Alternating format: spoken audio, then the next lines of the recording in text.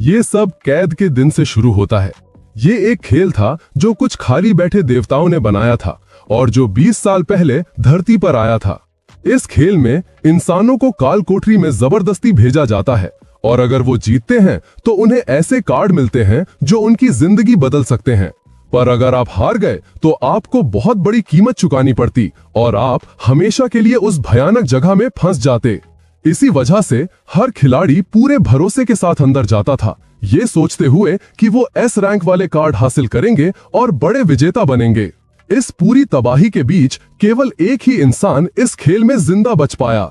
हमारे हीरो ने सोचा था कि ताकतवर बनने से उसे वो सब मिल जाएगा जो वो चाहता है, मगर आखिरी इनाम था एक देवता बन जाना, जिसकी उसे बिल्कुल भी इच्छा नहीं थी। इस कारण उसने ऐलान किया कि वो उन बुरे देवताओं में से एक बनने से इनकार करता है। तब उन सत्ताओं ने उसे मनाने की कोशिश की, ये कहते हुए कि सिर्फ सबसे मजबूत खिलाड़ी लुओ साई ही दैवीय शक्ति पा सकता है। उन्होंने पूछा कि क्या वो सच में देवता बनने का मौका छोड़ना चाहता है और उस आदमी ने हाँ में जवाब दिया। लुओ साई ने फिर समझाया कि जीतने के लिए उसने रास्ते में बहुत सारे लोगों को खो दिया, जैसे अपनी माँ और दोस्तों को, वे सब जिसमें वो लड़की भी शामिल थी जिसे वो प्यार करता था, इस जानलेवा खेल में कुर्बान हो गए। तब देवताओं ने पूछा कि वो सच में क्या चाहता है और लुओ ने कहा कि उसे बस अपनी सामान्य शांत जिंदगी वापस चाहिए। उसी पल उसे प्यार से याद आया कि कैसे उसकी माँ उसे खाने के लिए बुलाती थी, दोस्त मिलने आते थे और उसकी माशूका उसे डेट पर चलने को कहती थी। और फिर उसने ये सब बर्बाद करने के लिए देवताओं को दोषी ठहराया। उसके इनकार से नाराज होकर देवताओं ने उसे सजा देने का फैसला किया। उन्होंने कहा कि वो धरती की तबाही को देखेगा। हमारे हीरो के हाथ में एक चमकीला सुनहरा कार्ड प्रकट हुआ। उसे हाथ में लेकर वो कहता है कि उनकी धमकियां बेकार हैं और उसके पास एस रैंक कार्ड 05 है, जिसकी शक्ति को वे कंट्रोल नहीं कर सकते। ये समय स्थान उल्टाव कार्ड है जो समय को रीसेट कर देता है और उपयोग करने वाले को छोड़कर सबकी यादें मिटा देता है। इस पर देवता दंग रह गए। उन्हें एहसास हुआ कि वो सच में वो पौराणिक कार्ड हासिल करने में कामयाब हो गया था। तब उन सत्ताओं में से एक को ये सब बहुत दिलचस्प लगा और उसने कहा कि वो बेसब्री से उनकी अगली मुलाकात का इंतजार करेगी। तुरंत बाद ही एक सिस्टम स्क्रीन सामने आई जिसमें घोषणा की गई कि समय स्थान उल्टाव कार्ड का असर शुरू हो गया है। जैसे ही वो समय की धारा में सफर करता है, लुओ साई कसम खाता है कि वो वापस आएगा और हर एक देवता को खत्म कर देगा। और एक झटके के साथ हीरो की आंखें अचानक खुल गईं। वो बिस्तर पर सीधा उठ बैठा। उसे एहसास हुआ कि वो अब उस तबाह जगह पर नहीं है। वो वापस आकर हैरान और परेशान था। अपने हाथों को देखते हुए उस आदमी को आखिरकार समझ आया कि समय में पीछे जाने की उसकी योजना काम कर गई थी। मरीजों के कपड़े देखकर उसने सोचा कि क्या वो शिंगशान शहर के मानसिक अस्पताल में है। तभी उसकी माँ आई और पूछा कि क्या वो फिर से वो बुरी चीजें देख रहा था। फिर वो उसे शांत करने के लिए पास आई और कहा कि उसे जिसकी भी जरूरत होगी वो उसके साथ है। अपनी माँ को जिंदा सामने देखकर हैरान हमारा हीरो बस फुसफुसा पाया, माँ। उसे याद आया कि पिछली जिंदगी में खेल में जाने के बाद उसकी माँ कोमा में चली गई थीं और फिर कभी नहीं जागीं। ये सोचते हुए उसने उन्हें कसकर गले लगाया और कहा कि उसने उन्हें बहुत याद किया। उस औरत को उसके बर्ताव से हैरानी हुई और उसने सोचा कि कहीं उसके बेटे की बीमारी और बिगड़ तो नहीं गई है। तब पता चलता है कि लुओ साई को मल्टीपल पर्सनालिटी डिसऑर्डर बताया गया था, जिसकी वजह से वो मानसिक अस्पताल में था। हमारा हीरो बताता है कि उसे सच में अपने सिर में कई आवाजें सुनाई देती हैं, पर किसी ने कभी उस पर यकीन नहीं किया। इस वजह से वो 24 साल की उम्र में अटका हुआ है, लेकिन फिर भी ये वही जिंदगी है जो वो हमेशा चाहता था। हालांकि दीवार पर लगी घड़ी में शाम के 5:26 हो रहे थे। उसने अपना फोन देखा और उसे याद आया कि खेल शाम 6 बजे शुरू होता है, यानी उसके पास सिर्फ 34 मिनट हैं। ये खेल लोगों की चेतना को अपने अंदर खींच लेता है और जो कोई भी वहां मरता है वो असली दुनिया में जिंदा लाश बन जाता है। ये जानते हुए कि पहली काल कोठरी ई रैंक की है, उसने अपनी जीत की संभावना बढ़ाने के लिए वो सब कुछ लिखने का फैसला किया जो उसे याद था। फिर वो सोचता है कि वो सारी रणनीतियां सिर्फ 10 मिनट में लिख सकता है क्योंकि वो सारे नियम जानता है। लुओ साई को इसे इस तरह से लिखना होगा कि उसकी माँ समझ सके ताकि वो जिंदा बच सके, और वो इसकी 2 कॉपी बनाएगा। तभी उसकी माँ ने उसे आराम करने को कहा और बोली कि वो बस कूड़ा फेंक कर आ रही हैं, वो तुरंत वापस आ जाएंगी। हीरो फिर सोचता है कि जब से वो बच्चा था उसके पिता उसे छोड़ देना चाहते थे, पर उसकी माँ ने हमेशा उसके इलाज पर जोर दिया, और जब उनका सारा पैसा खत्म हो गया तो उसके पिता उन्हें छोड़कर हमेशा के लिए चले गए। उसको याद आता है कि उसकी माँ ने उसको अकेले पाला था, उसको पढ़ना सिखाया, तब भी जब वो काम से थक चुकी होती थी। उसी पल उसका दोस्त कुछ संतरे लेकर आता है और उसे नमस्ते करता है, बोलता है बहुत टाइम हो गया। उसका दोस्त सू क्यूइंग थोड़ा हैरान होता है क्योंकि उसने उसे सिर्फ 3 दिन पहले देखा था और वो बचपन से ही उसका इकलौता दोस्त रहा है। उसे याद है कि बचपन में सू चिंग ने उसे गुंडों से बचाया था और तब से वे दोस्त बन गए थे। लेकिन पिछले जन्म में जिंग ने एक काल कोठरी डंगजन को साफ करने में उसकी मदद करने के लिए खुद को कुर्बान कर दिया था, और लुई कसम खाता है कि वो अब ऐसा दोबारा नहीं होने देगा। तभी उसका दोस्त पूछता है कि वो क्या लिख रहा है, और लुई जवाब देता है कि ये एक गेम गाइड है। ये सुनकर सू क्यूइंग को चिंता होती है कि क्या डॉक्टर ने उसे ठीक कर दिया है, लेकिन लुओशी कहता है कि ये एक खेल है जो उसे खेलना ही पड़ेगा। तब उसके दोस्त को पूरी तरह से गलतफहमी हो जाती है और वो सोचता है कि ये कोई बहुत मशहूर गेम है जिसे खेलने के लिए सब पागल हो रहे हैं। लुओशी उसे 2 नोटबुक देता है और कहता है कि एक वो खुद पढ़े और दूसरी उसकी माँ को दे दे, जिससे उसका दोस्त चौंक जाता है। हमारा हीरो जोर देकर कहता है कि वो इसे पूरा ध्यान से पढ़े क्योंकि ये भविष्य में बहुत काम आएगा। हालांकि जू क्योंग को अपने दोस्त का व्यवहार अजीब लगता है, पर वो मान जाता है और नोटबुक ले लेता है। फिर अपने लक्ष्य को दोहराता है कि वो सबसे मजबूत खिलाड़ी बनेगा और सभी 15 एस रैंक कार्ड्स को जमा करेगा। वो गेम के कार्ड्स के बारे में सोचता है जिनकी रैंक ई से लेकर एस तक होती है, और ये सामान, हथियार या शक्ति बढ़ाने वाले एट्रीब्यूट बूस्ट हो सकते हैं।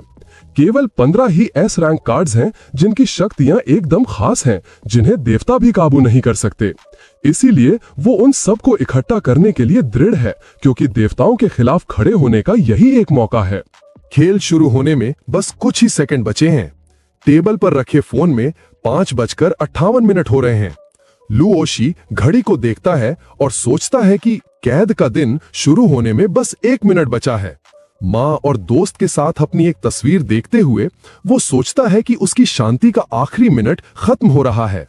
अचानक एक सिस्टम स्क्रीन सामने आती है जो उसे खेल के लिए चुने जाने पर बधाई देती है।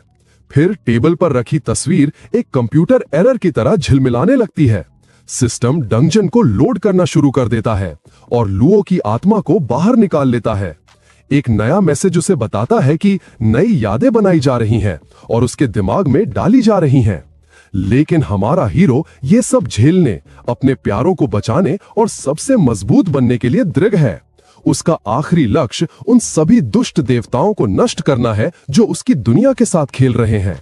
सिस्टम फिर कैद के दिन की दुनिया में उसका स्वागत करता है। तानों भरे अंदाज में वो उसे अच्छे खेल की शुभकामनाएं देता है। उसे शुरुआती ई रैंक वाले डंजन में पहुंचा दिया जाता है जिसका नाम है कंपनी में नरसंहार। सिस्टम चेतावनी देता है कि डंजन की यादें डालने के लिए उसकी असली यादों को मिटा दिया जाएगा। हालांकि 3 विफलता के नोटिस आते हैं जिसमें लिखा होता है कि उसकी यादों को मिटाना असंभव था। आखिर में सिस्टम कहता है कि बॉस बनाया जा रहा है और वो अब उस जगह का जायजा ले सकता है। गेम में आते ही हमारे हीरो को दिखता है कि सब कुछ बिल्कुल वैसा ही है जैसा उसके पिछले जन्म में था। कैद के दिन के डंजन असली दुनिया की तरह दिखते हैं जो नए खिलाड़ियों को धोखा देते हैं। आमतौर पर खिलाड़ियों की यादें मिटा दी जाती हैं, लेकिन किसी वजह से लुओ की यादें सुरक्षित रहती हैं।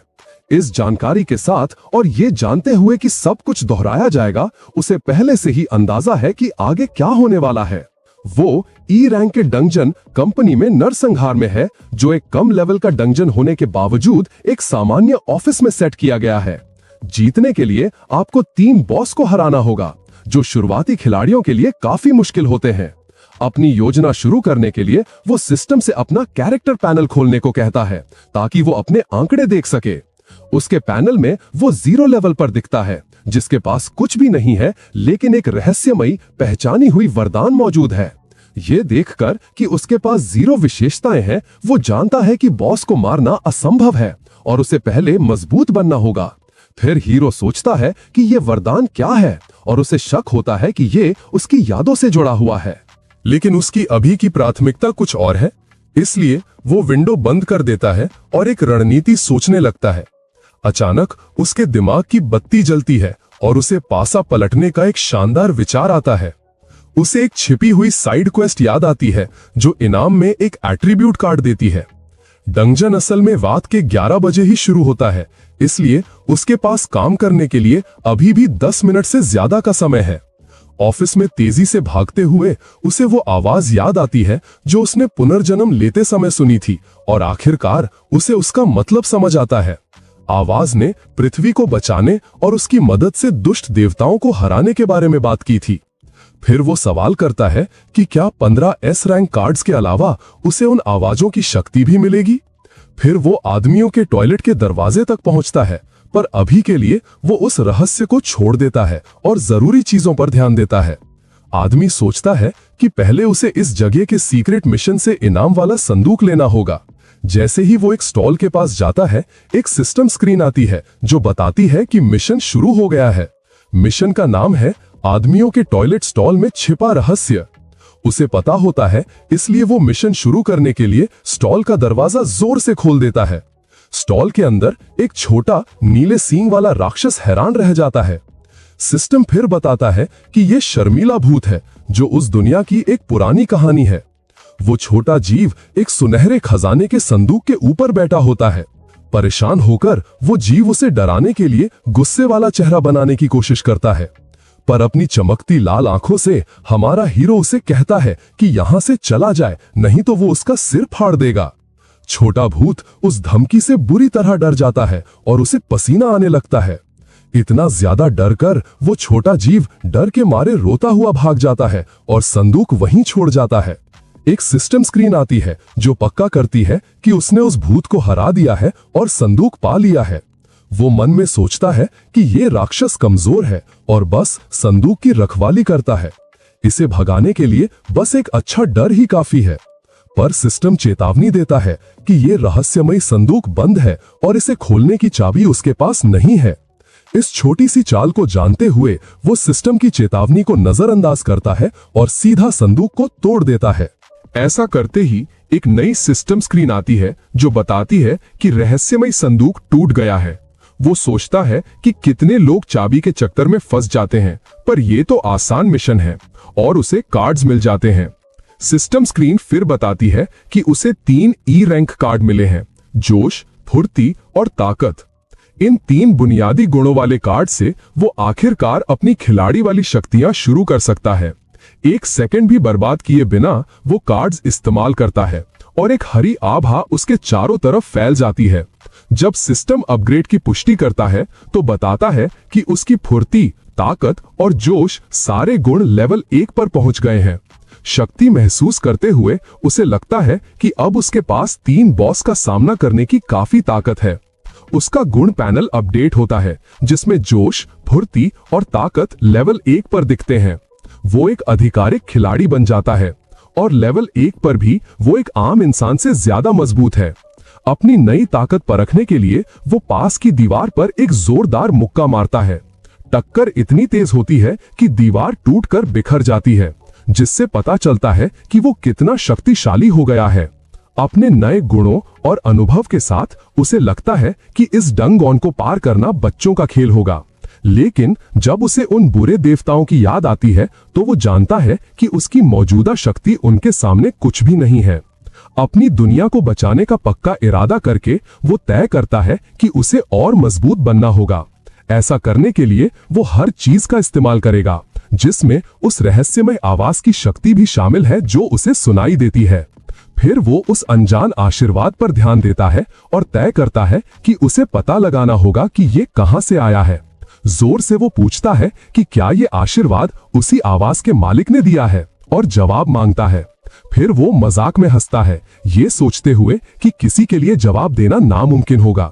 हैरानी की बात यह है कि एक आवाज जवाब देती है कि ये सब उसी पर निर्भर करता है, जिससे हमारा हीरो हैरान रह जाता है। अचानक उसकी अपनी परछाई में से एक विशाल परछाई बाहर निकलती है और सामने आ जाती है।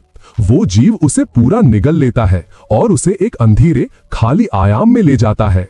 अंदर अंधेरे में तैरते हुए रहस्यमय आवाज बताती है कि वो उसे पूरे समय से देख रहे थे। वो पूछता है कि वो कौन है और उन्होंने उसकी मदद करने का फैसला क्यों किया। आवाज फिर कहती है कि उनकी असली मदद पाने के लिए उसे पहले खुद को साबित करना होगा। ये कहने के बाद उसे वापस टॉयलेट में भेज दिया जाता है क्योंकि समय खत्म हो रहा है। वो कहता है कि वो खुद को साबित करेगा क्योंकि उसे उनकी शक्ति चाहिए। एक सिस्टम स्क्रीन उसे बताती है कि उल्टी गिनती खत्म हो गई है और हमला मोड शुरू हो गया है। सिस्टम खिलाड़ियों का स्वागत करता है और चेतावनी देता है कि कंपनी डंगोन में तबाही मचाने वाला बॉस नजदीक आ रहा है। एक चेतावनी वाली स्क्रीन बताती है कि समय खत्म होने पर जो भी तय जगह से बाहर होगा वो फेल हो जाएगा। इसलिए 1 मिनट बाकी होने पर वो भागता है। उसे भरोसा है कि अपनी नई फुर्ती के साथ वो समय पर पहुंच जाएगा। पर रास्ते में 2 परेशान करने वाले लोग रास्ता रोक रहे हैं और सब कुछ तोड़ने की धमकी दे रहे हैं। हमारा हीरो फिर मन में सोचता है कि कुछ मूर्ख हमेशा होते हैं जिन्हें समझ नहीं आता कि क्या हो रहा है। और जब टाइमर 0 पर पहुंचता है तो वो दोनों फालतू लोग एक तेज रोशनी में गायब हो जाते हैं। बाकी खिलाड़ी घबरा जाते हैं जब उन्हें एहसास होता है कि ये खेल सच में हो रहा है। फिर नायक सोचता है कि इस खेल में जो लोग नियम नहीं मानते उनका अंजाम बहुत बुरा होता है। तभी दरवाजा एक लाल रुकावट से बंद हो जाता है और सब और ज्यादा डर जाते हैं। फिर एक नोटिस आता है जो बताता है कि बॉस क्लीनिंग टीम लीडर आने वाला है और सब लोग घबरा जाते हैं। पहले दुश्मन और उसके छोटू के साए कमरे में दिखने लगते हैं। हमारा नायक सोचता है कि पहला बॉस आ चुका है और मिशन यही है कि सबको हराओ और जीत जाओ। फिर बॉस और उसके चेले एक बुरी मुस्कुराहट के साथ सामने आते हैं, सफाई के लिए तैयार। स्क्रीन पर दिखता है कि वो सफाई नेता है, लेवल 2 का है। उसकी ऊर्जा 1 है, तेजी 2 है और ताकत 4 है। स्क्रीन फिर छोटू दुश्मनों के स्टैट्स दिखाती है जो लेवल 1 के हैं और उनके पास स्टील के झाड़ू हैं। तभी एक आदमी मजाक उड़ाता है, कहता है कि ई रैंक का मॉन्स्टर कोई बड़ी बात नहीं है। वो तगड़ा आदमी लड़ने के लिए आगे बढ़ता है, बोलता है कि वो सबको यहाँ से निकालेगा, पर हमारा नायक उसे रोकता है और चेतावनी देता है कि वो आगे ना जाए क्योंकि वो चीजें खतरनाक हैं। वो सोचता है कि भले ही इनके गुण लेवल 1 के हों, ये आम इंसान से कहीं ज्यादा बेहतर हैं। वो तगड़े सर वाला गुस्से में आ जाता है और नायक को चुप रहने को कहता है, बोलता है कि उसे बोलने का कोई हक नहीं है। वो फिर सोचता है कि रैंकिंग में सबसे ऊपर जाने के लिए उसे सबसे पहले हमला करना होगा। उसके साथ ही वो सोचना शुरू कर देता है कि वो इनामों की वजह से कितना अमीर हो जाएगा। उसके पास औरतें और महंगी गाड़ियां होंगी। फिर वो आदमी जोर से आगे दौड़ता है, चिल्लाता है कि ये मॉन्स्टर्स अब उसकी दौलत का हिस्सा बनने वाले हैं। उसी पल एक मॉन्स्टर उस आदमी पर तेज और सही निशाने वाला हमला करता है। एक ही वार में उस तगड़े आदमी का सर उड़ जाता है और सब लोग हैरान रह जाते हैं। तुरंत बाद बॉस सफाई शुरू होने का ऐलान करता है और मॉन्स्टर्स खिलाड़ियों पर हमला कर देते हैं। सब घबरा जाते हैं, मदद के लिए चिल्ला रहे हैं, जबकि मॉन्स्टर्स उन्हें कचरा बुलाते हैं। इस अफरा तफरी में हमारा नायक आखिर में लड़ाई में उतरने का फैसला करता है और एक तेज हरकत से वो एक हमले को बीच में रोकता है और कहता है कि वही मॉन्स्टर का दुश्मन है। एक ही घूंसा मारकर वो मॉन्स्टर को हवा में उड़ा देता है और वो जोर से जमीन पर गिरता है। वो फिर सोचता है कि जीतने के लिए सिर्फ एक ही रास्ता है, सब बॉसेस को हराना। बाकी खिलाड़ी हैरान हैं कि कोई सच में इन प्राणियों से लड़ सकता है। जिस मॉन्स्टर को उसने मारा था वो उठता है, गुस्से में बड़बड़ाते हुए कहता है कि उसे कचरा साफ करना है। हमारा नायक स्टील का झाड़ू पकड़ता है और दोबारा हमला करता है। एक ही वार में वो उस प्राणी को खत्म कर देता है जो रोशनी के कणों में घुल जाता है। वो जानता है कि सिर्फ मॉन्स्टर को हराने पर ही सिस्टम इनाम देता है। बाकी खिलाड़ी उसे मॉन्स्टर को हराते देख हैरान से मुंह खोले रह जाते हैं। इनाम के तौर पर उसे एक ताकत का कार्ड मिलता है और वो सोचता है कि अभी कोई भी कार्ड काम का है। थोड़ा झिझकने के बाद वो कार्ड इस्तेमाल करता है और उसकी ताकत का एट्रीब्यूट लेवल 2 तक बढ़ जाता है। एक और लेवल 1 का सफाई वाला उस पर हमला करने दौड़ता है। अपनी नई ताकत और स्टील के झाड़ू के साथ वो जानता है कि एक लेवल भी बहुत बड़ा फर्क लाता है। मॉन्स्टर फिर ऊपर से वार करके हमला करने की कोशिश करता है, पर हमारा नायक कहता है कि अब वो उसके सामने ठहर नहीं सकता और पलटवार की तैयारी करता है और एक ही झटके में वो मॉन्स्टर को हरा देता है और इनाम में एक और ताकत का कार्ड मिलता है। अब उसकी ताकत लेवल 3 पर है और वो बिना किसी मुश्किल के एक और मॉन्स्टर को हरा देता है। वो फिर कहता है कि चमक दमक वाले बिना स्ट्रैटेजी के हमले उस पर काम नहीं करते और इनाम के तौर पर उसे तेजी या एजिलिटी का कार्ड मिलता है, जिससे उसके गुण और संतुलित हो जाते हैं। एक और ताकत का कार्ड मिलता है और वो खुश है कि उसकी तेजी भी बढ़ गई है। फिर और ज्यादा मॉन्स्टर्स आते हैं, उसे कचरा बुलाते हैं और उसे घेर लेते हैं। हमारा नायक गेम के एग्रो सिस्टम के बारे में सोचता है, जहां जो सबसे ज्यादा मॉन्स्टर्स मारता है वही उनका मुख्य निशाना बन जाता है। ये जानते हुए और बॉस की ताकत को देखकर वो फैसला करता है कि उसे मारकर भागो वाली स्ट्रैटेजी की जरूरत है। तो वो एक हमले से बचता है और थोड़ा पीछे हटकर जगह बनाता है। वो बाकी खिलाड़ियों को चिल्लाकर कहता है कि वो हमला करें और उसके लिए एक रास्ता बनाएं ताकि वो उन्हें खत्म कर सकें। वो सोचता है कि अगर कुछ अच्छे खिलाड़ी उसकी मदद करें तो ज्यादा लोग बच पाएंगे, लेकिन उनमें से एक खिलाड़ी शिकायत करता है, डर रहा है कि कहीं मॉन्स्टर का ध्यान उसकी तरफ न चला जाए और वो हार न जाए। बाकी खिलाड़ियों की आंखों में डर देखकर वो समझ जाता है कि उसे ये मौका खुद बनाना पड़ेगा। तभी बॉस आगे दौड़ता है, चिल्लाता हुआ, और नायक पर अपने झाड़ू से हमला करने के लिए तैयार हो जाता है। पर हमारा नायक उस हमले को एक कीबोर्ड से रोकता है और पलटवार की तैयारी करता है।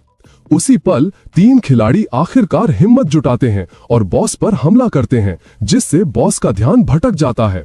लेकिन एक एक्स्ट्रा घबरा जाता है और सोचता है कि वो इन राक्षसों से कैसे लड़ेंगे। बॉस उसको नजरअंदाज करता है और उस एक्स्ट्रा की तरफ दौड़ता है जिसने उस पर हमला किया था। वो लड़का चिल्लाता है कि उसने बॉस का एग्रो अपनी तरफ ले लिया है और बाकियों को मौके का फायदा उठाने को कहता है।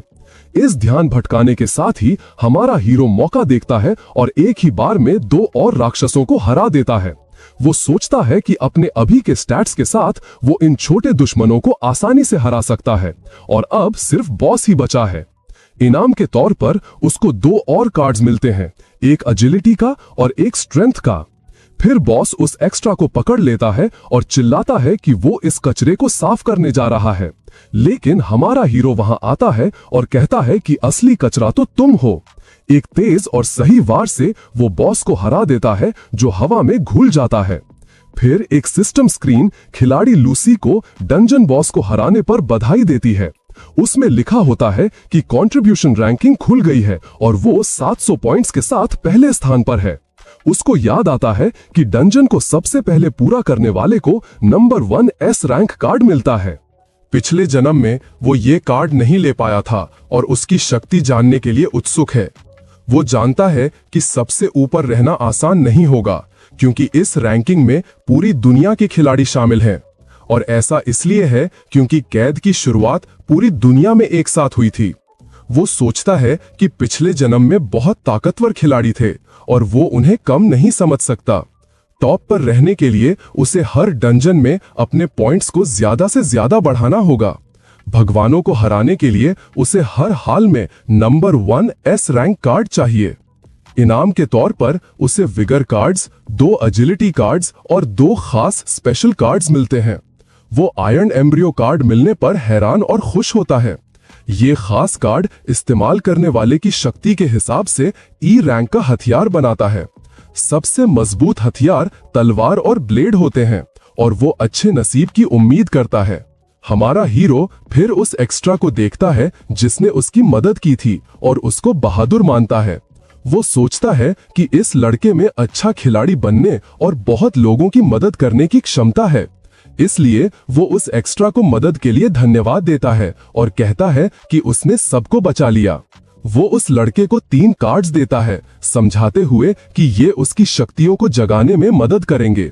वो लड़का लेने में हिचकता है, पर हमारा हीरो जिद करता है कि ये एक इनाम है। वो कहता है कि उसने ये अपनी हिम्मत से कमाया है। दूसरा फेज शुरू होने वाला है, इसलिए वो मजबूत होने के लिए अपने कार्ड्स इस्तेमाल करने का फैसला करता है और अगले युद्ध की तैयारी करते हुए एक कार्ड एक्टिवेट करता है। कार्ड्स इस्तेमाल करने पर हमारा हीरो स्ट्रेंथ और एजिलिटी में लेवल 4 तक पहुंच जाता है। वो एक्स्ट्रा भी अपने कार्ड्स इस्तेमाल करता है और महसूस करता है कि उसका शरीर हल्का और मजबूत हो रहा है। वो अपना स्टेटस पैनल खोलता है और देखता है कि उसकी विगर और एजिलिटी लेवल 1 पर है, लेकिन वो हैरान होता है कि बिना किसी को हराए उसके पास 70 एक्सपीरियंस पॉइंट्स कैसे हैं। लू समझाता है कि उसने बॉस पर हमला करने की वजह से एक्सपीरियंस हासिल किया। वो एक्स्ट्रा फिर पूछता है कि उसकी लेवल क्या है और लेवल 4 सुनकर बहुत प्रभावित होता है। मुख्य खिलाड़ी के पैनल पर स्ट्रेंथ और एजिलिटी लेवल 4 पर और विगर लेवल 1 पर दिखते हैं। फिर वो आयरन एम्ब्रियो कार्ड लेता है, ये देखने के लिए उतावला है कि ये कौन सा हथियार बनाता है। उसके हाथ में रखा नीला पत्थर फिर एक तलवार में बदल जाता है, जिसमें नीली बिजली चमक रही होती है। इस तलवार का नाम ब्लू वेन ब्लेड है। ये एक ग्रोथ टाइप हथियार है जिसमें खास शक्तियां हैं। इतनी दुर्लभ शक्तियों वाला ग्रोथ वेपन मिलने पर वो बहुत खुश होता है। वो एक्स्ट्रा प्रभावित होकर कहता है कि वो सच में बहुत मजबूत खिलाड़ी है। लेकिन हमारे हीरो को याद आता है कि पिछले जन्म का उसका एस रैंक हथियार फ्लेमिंग ड्रैगन शैडो इससे कहीं ज्यादा ताकतवर था। फिर एक सिस्टम स्क्रीन घोषणा करती है कि कैंटीन में दूसरा फेज शुरू होने वाला है। वो सोचता है कि ये घोषणा पिछले जन्म जैसी ही है, लेकिन अब वो बहुत अच्छे से तैयार है। हमारा हीरो फिर उस एक्स्ट्रा को अपने साथ चलने के लिए कहता है, जो बिना सोचे मान जाता है। वो समझाता है कि उसे होशियार लोगों की जरूरत है और ये लड़का उसके लिए ठीक है। वो एक्स्ट्रा बहुत खुश होता है और कहता है कि वो उसके साथ कहीं भी चलेगा, लेकिन बाकी खिलाड़ी वहां आ जाते हैं और साथ ले जाने को कहते हैं। उनमें से एक शिकायत करता है और कहता है कि सबको ना बचाकर वो स्वार्थी बन रहा है। एक ठंडी और डरावनी नजर से हमारा हीरो कहता है कि अगर वो उसके रास्ते में आए तो वो उन्हें भी राक्षसों की तरह ही देखेगा। वो एक्स्ट्रास डर जाते हैं और चुपचाप पीछे हट जाते हैं। ये नजारा देखकर बाकी खिलाड़ी रास्ता छोड़ देते हैं और उन दोनों को आगे जाने देते हैं। एक खिलाड़ी टिप्पणी करता है कि मुख्य खिलाड़ी की घूर देखकर सच में डर लग रहा था। फिर हमारा हीरो सोचता है कि उसे सबको नहीं बचाना, बस उन लोगों को बचाना है जिनसे वो प्यार करता है। अगला बॉस एक कुक खाना बनाने वाला है और वो दिमागी प्रदूषण मेंटल पोल्यूशन कर सकता है। वो दूसरा बंदा उत्सुक होता है और पूछता है कि क्या दिमागी प्रदूषण एक तरह का डीबफ है। कैंटीन पहुंचकर वो आदमी कहता है कि यहाँ अच्छी खुशबू आ रही है और लगता नहीं कि यहाँ कोई डीबफ है। पर हमारा हीरो चेतावनी देता है कि बॉस के आने से पहले उनके पास सिर्फ 1 मिनट है। और अचानक किचन से एक भयानक लाल रोशनी ऑरा निकलने लगती है, जिससे वो दूसरा बंदा घबरा जाता है। वो आदमी पूछता है कि क्या वो बाकी खिलाड़ियों को अपने साथ नहीं लाएंगे। हीरो उससे वहीं बैठने को कहता है और वो आदमी सवाल करता है कि क्या बाकी सब समय पर पहुंच पाएंगे। हमारा हीरो जवाब देता है कि जो लोग जल्दी और सही फैसले लेते हैं उनका काम बन जाता है। इस बीच बाकी खिलाड़ी आपस में बहस करते हैं और भागते हुए कैंटीन की तरफ जाते हैं। घड़ी में 10 सेकंड बाकी रहते हैं। सब लोग राहत की सांस लेते हुए पहुंच जाते हैं। फिर मुख्य खिलाड़ी सबको कहता है कि देर होने से पहले जल्दी से बैठ जाओ। एक सिस्टम स्क्रीन बताती है कि उल्टी गिनती खत्म हो गई है। एक खिलाड़ी जो बाहर रुका था वो राहत की सांस लेता है, सोचता है कि वो महफूज है। पर हमारा हीरो समझाता है कि जो देर से आए हैं उनका ख्याल जल्लाद रखेगा। वो मोटा सा आदमी ऊपर देखता है। तभी उसी पल वो मॉन्स्टर उस देर से आए खिलाड़ी को खत्म कर देता है और कहता है कि उसका समय पूरा हो गया। बाकी खिलाड़ी नए डंजन बॉस को देखकर घबरा जाते हैं। फिर शेफ बॉस आता है और सबको आदेश देता है कि वो घिनौना खाना खाओ जो उसने बनाया है। वो खाना ठीक उस दूसरे बंदे के सामने परोसा जाता है। पास से देखने पर वो आंखों के गोलों और बाकी गंदी चीजों का मिश्रण लगता है। चश्मे वाला आदमी ये देखकर घिन से भर जाता है कि ये खाना ऑफिस के मॉन्स्टर से बना है। सिस्टम फिर चेतावनी देता है कि जो भी खाने को देखेगा उसे दिमागी प्रदूषण का डीबफ मिल जाएगा। वो आदमी घबरा जाता है और देखता है कि उसकी तीनों ताकतें एक साथ कम हो गईं। पर हमारा हीरो चेतावनी देता है कि मुश्किल यहीं खत्म नहीं होती। सिस्टम फिर कहता है कि खाना खाना ही पड़ेगा और इसे बर्बाद करने के नतीजे बुरे होंगे, और अगर खाना न खाने की वजह से किसी खिलाड़ी का उत्साह स्पिरिट शून्य हो गया तो उसे हटा दिया जाएगा। वो दूसरा बंदा इस हालत से डर जाता है और सोचता है कि वो ये सब कैसे खाएगा।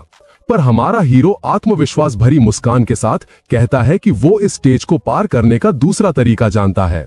तभी एक खिलाड़ी मदद के लिए भीख मांगता है, इनाम में 1 मिलियन देने को तैयार होता है। और फिर चश्मे वाला आदमी खड़ा होता है और बाकियों को साथ मिलकर लड़ने के लिए मनाता है।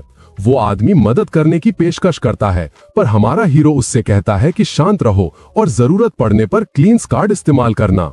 उसी पल सिस्टम बताता है कि दिमागी प्रदूषण चल रहा है और खिलाड़ी का उत्साह 70% पर आ गया है। फिर एक महिला खिलाड़ी खाने को देखकर घबरा जाती है और 7 मिनट के टाइमर को लेकर परेशान होती है। हमारा हीरो सोचता है कि इस डीबफ के साथ सीधे मॉन्स्टर से लड़ना लगभग नामुमकिन है। फिर वो समझाता है कि पास होने का सामान्य तरीका है खाना खाना, ताकि बॉस का ध्यान भटके। पर उसकी रहस्यमयी शक्ति ब्लेसिंग उसे दिमागी प्रदूषण से बचाती है और उसका उत्साह 100% पर रखती है। वो समझ जाता है कि ये आवाजों का जाल है और अब वो किसी भी दिमागी हमले से बचा हुआ है। आत्मविश्वास भरी मुस्कान के साथ उसे एहसास होता है कि वो जीतने के लिए अपने पिछले जीवन के गुप्त नियमों का इस्तेमाल कर सकता है। इस तरह वो न सिर्फ रैंकिंग में ज्यादा स्कोर हासिल करता है, बल्कि उसे बहुत अच्छे इनाम भी मिलते हैं। तभी एक दूसरा बंदा बौखला जाता है और चिल्लाकर अपनी प्लेट जमीन पर फेंक देता है कि वो ये चीज नहीं खाने वाला। जुइन सोचता है कि क्या वो आदमी टूट गया, ब्रेकडाउन हो गया, और लुसाई बताता है कि कमजोर दिमाग इसे संभाल नहीं पाते। वो दूसरा बंदा चिल्लाना जारी रखता है, खाने को पैर से कुचलता है और चीखता है कि वो नहीं खाएगा। अचानक शेफ बॉस उस खिलाड़ी पर वार करता है और कहता है कि जो नहीं खाएगा उसे हटा दिया जाएगा, और जमीन पर पड़े उस बंदे पर हमला करता है। इसी के साथ मॉन्स्टर उस खिलाड़ी को खत्म कर देता है जिसने खाने से मना किया था, बिल्कुल रहम नहीं दिखाता। बॉस उस खिलाड़ी को घसीटना जारी रखता है जबकि वो चीखता रहता है कि वो नहीं खाएगा। हमले की आवाज किचन में गूंजती है जिससे सब लोग दहशत में आ जाते हैं। बाकी खिलाड़ी ये सब देखकर डर जाते हैं और सोचते हैं कि अब क्या किया जाए। सिस्टम फिर चेतावनी देता है कि किसी भी खिलाड़ी ने खाना नहीं खाया है और सबका उत्साह 60% तक गिर गया है। ये जानकर हमारा हीरो तय करता है कि अब हार्ड मोड एक्टिवेट करने और अपनी योजना पर काम करने का समय आ गया है। फिर वो जानबूझकर खाना जमीन पर फेंक देता है ताकि बॉस में से किसी एक का ध्यान खींचे। इस तरह अदूनी गुप्त नियम के हाई डिफिकल्टी मोड का पहला कदम उठाता है। सिस्टम फिर उसे चेतावनी देता है कि उसने एक बॉस का ध्यान अपनी तरफ खींच लिया है और उसके खत्म होने का खतरा बढ़ गया है। वो गुस्से वाला बॉस उसे धमकाता है, कहता है कि अगर उसने खाना नहीं खाया तो वो उसे कूड़ेदान में ठोंस देगा। हमारा हीरो फिर गुप्त नियम का दूसरा स्टेप नफरत सिस्टम चालू करता है। एक तेज वार के साथ वो हमला करता है। उस वार से सिर धड़ से अलग हो जाता है। इसके साथ ही वो पहले बॉस को हरा देता है और इनाम में उसे ताकत और फुर्ती वाले कार्ड मिलते हैं। हमारा हीरो फिर ऐलान करता है कि डंजन के दूसरे चरण की असली लड़ाई अब शुरू हो चुकी है। सिस्टम फिर उसे चेतावनी देता है कि बाकी बॉस के साथ उसका टकराव बढ़ गया है और अब वो उनका मुख्य निशाना बन गया है। इसी के साथ बचे हुए तीनों बॉस गुस्से के मोड में आ जाते हैं। वो फिर अपना असली विचार छोड़ देता है और तय करता है कि सभी मॉन्स्टर्स को अपनी तरफ खींच लेगा। खतरा जानते हुए वो तय करता है कि वो उनसे दूर रहेगा ताकि वो घिर न जाए और उसे चोट न लगे। इसी के साथ वो अपने फायदे के लिए आसपास की जगह का इस्तेमाल करना शुरू कर देता है ताकि लड़ाई का मैदान तैयार कर सके। चूंकि अब वो मॉन्स्टर का अकेला निशाना है, इसलिए उसे अब किसी बहकावे की जरूरत नहीं है। सबसे तेज शेफ उसके पास पहुंच जाता है और उसे धमकाता है, कहता है कि वो उसे टुकड़ों में काट देगा। हमारा हीरो फिर अपनी तलवार से उस हमले का बचाव करता है। शेफ हैरान रह जाता है कि उसने उसका वार रोक लिया। गुस्से में आकर वो मॉन्स्टर अपनी तेज वार की क्षमता का इस्तेमाल करता है और अपनी पूरी ताकत से हमला करता है। पर एक चालाकी भरी मुस्कान के साथ हमारा हीरो बताता है कि शेफ जाल में फंस चुका है। वो जानता है कि वो अभी बड़े बॉस से लड़ने जितना ताकतवर नहीं हुआ है। दोनों में अब भिड़ंत शुरू हो जाती है। बॉस हीरो की रफ्तार से प्रभावित होता है, लेकिन फिर भी उसे भरोसा है कि जीत उसी की होगी। और जब हीरो का ध्यान भटकता है तो बाकी के दो बॉस उसे पीछे से घेर लेते हैं। एक जबरदस्त वार से हमारा हीरो बॉस की तलवार को हटाने में कामयाब हो जाता है। मॉन्स्टर उसकी ताकत से हैरान है, सोचता है कि ये अचानक इतना ताकतवर कैसे हो गया। अपनी तलवार को ऊर्जा से भरकर वो आखिर में आकाश फाड़ने वाले वार की क्षमता चालू करता है। बॉस को जाल समझ आता है और वो पीछे हटने की कोशिश करता है, पर अब बहुत देर हो चुकी है। ये सब समझते ही तीनों मॉन्स्टर घबराकर भागने की कोशिश करते हैं, पर एक शैतानी मुस्कान के साथ हमारा हीरो कहता है कि अब भागने में बहुत देर हो चुकी है। फिर वो एक जोरदार वार करता है जो तीनों बॉस को एक साथ लगता है। सिस्टम की स्क्रीन फिर बताती है कि उसने डंजन के तीनों बॉस को हरा दिया है। उसे कई फुर्ती और ताकत वाले कार्ड मिलते हैं। जुविन राहत महसूस करता है और प्रभावित होता है कि ये सब कुछ शुरू से ही प्लान किया गया था। फिर एक सिस्टम चेतावनी आती है जो बताती है कि इस चरण का मुख्य बॉस पूरी तरह से गुस्से में आ गया है। चश्मा पहने हुए आदमी घबरा जाता है जब वो देखता है कि बॉस अपनी ताकत बढ़ा सकता है। जमीन हिलने लगती है और आखिरी मॉन्स्टर की मौजूदगी और भी ज्यादा मजबूत होने लगती है। हमारा हीरो समझाता है कि ये आखिरी गुप्त नियम है जिससे मुश्किल तो बढ़ती है पर इनाम भी ज्यादा मिलते हैं। सिस्टम फिर पुष्टि करता है कि बॉस की तीव्रता बढ़ गई है और इनाम बढ़े होंगे। दृढ़ होकर वो सोचता है कि उसे अपने लक्ष्य को पाने के लिए इन इनामों की जरूरत है। अचानक जमीन हिलती है और आखिरी बॉस जबरदस्त गुस्से के साथ सामने आ जाता है। वो पूछता है कि उसके साथियों को किसने हराया और उसकी स्टैट स्क्रीन दिखाई देती है। जुविन बॉस की ताकत से डर जाता है और उसे शक होता है कि लुआसी जीत पाएगा या नहीं। हमारा हीरो फिर वो सारे ताकत वाले कार्ड इस्तेमाल करता है जो उसने हासिल किए हैं। इस ताकतवर बॉस को हराने के लिए वो जरा भी पीछे नहीं हट सकता। सिस्टम बताता है कि उसने 4 ई रैंक स्किल कार्ड इस्तेमाल किए हैं। वो जानता है कि ई रैंक कार्ड सिर्फ 5वें लेवल तक ही जा सकते हैं। चूंकि उसकी रफ्तार पहले ही अधिकतम हो चुकी है, वो कार्ड जुविन को इस्तेमाल करने के लिए दे देता है। फिर चश्मा पहना हुआ आदमी मिला हुआ रफ्तार वाला कार्ड चालू करता है। कार्ड चालू होते ही जुविन शक्ति को महसूस करता है और उसका शरीर मजबूत हो जाता है। बॉस फिर गुस्से से चिल्लाता है और दोबारा पूछता है कि उसके रसोइयों को किसने हराया। दूसरे खिलाड़ी मॉन्स्टर की दहाड़ से डर जाते हैं और लड़ने की इच्छा खो देते हैं। जुविन महसूस करता है कि कार्ड की शक्ति से उसे डर नहीं लग रहा है और उस दहाड़ का उस पर कोई असर नहीं हो रहा है। बॉस फिर धमकाता है कि अगर उन्होंने जवाब नहीं दिया तो वो सबके सिर कुचल देगा। हमारा हीरो फिर आगे बढ़ता है और बॉस पर सीधा वार करता है। मॉन्स्टर हीरो की इस हिम्मत से हैरान हो जाता है।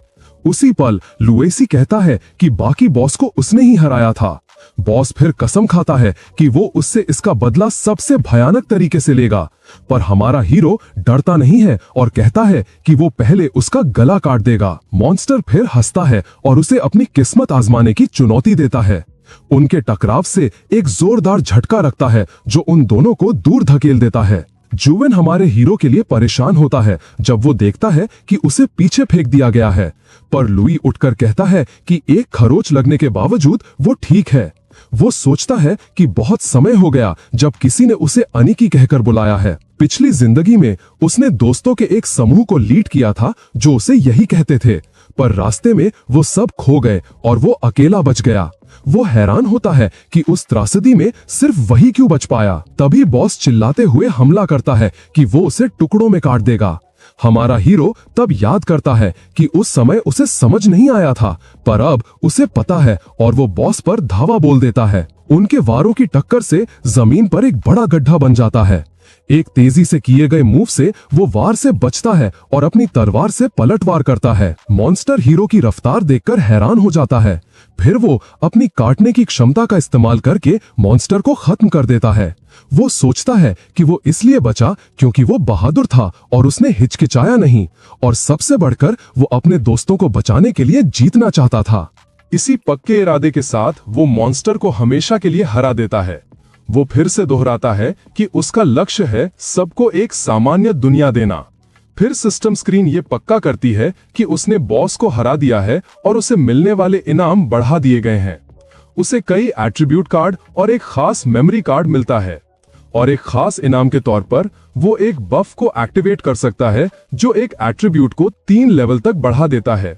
वो सोचता है कि अगर सीक्रेट रूल नहीं होता तो उसे ये एक्स्ट्रा इनाम नहीं मिलते। उत्सुक होकर वो रैंकिंग में अपना योगदान स्कोर देखने का फैसला करता है।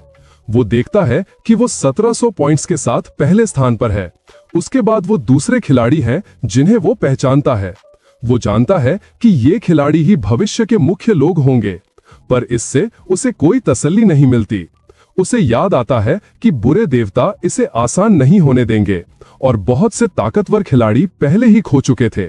पर इस जिंदगी में उसने उन्हें रोकने के लिए खास एस रैंक कार्ड लेने की योजना बनाई है। फिर वो अपने पुराने प्रतिद्वंद्वियों के बारे में सोचता है और उनसे फिर से मिलने का इंतजार करता है। सिस्टम फिर सबको दूसरे चरण को पास करने के लिए बधाई देता है। आखिरी चरण, जो कॉर्पोरेट गुलामी से आजादी के बारे में है, बेसमेंट में शुरू होने वाला है। हमारा हीरो शुएन को साथ में आखिरी चरण में जाने के लिए बुलाता है। चश्मे वाला लड़का हीरो के ठीक पीछे चलता है, थोड़ा हिचकिचाता हुआ। फिर वो रुकता है और हमारे हीरो को चेहरा साफ करने के लिए एक नैपकिन देता है और वो हीरो अपने नए दोस्त की मदद के लिए मेज पर पड़ा नैपकिन उठा लेता है।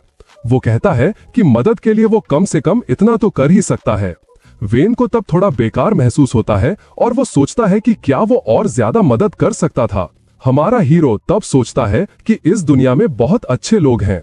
वो फिर उस लड़के को धन्यवाद कहता है और बोलता है कि वो उसकी बहुत मदद कर रहा है। अचानक उस जगह पर सुनसेन की फौजी वर्दियां दिखने लगती हैं। एक भयानक मुस्कान के साथ कंकालों में से एक सबको कहता है कि खूब खाओ और कोई संकोच मत करना।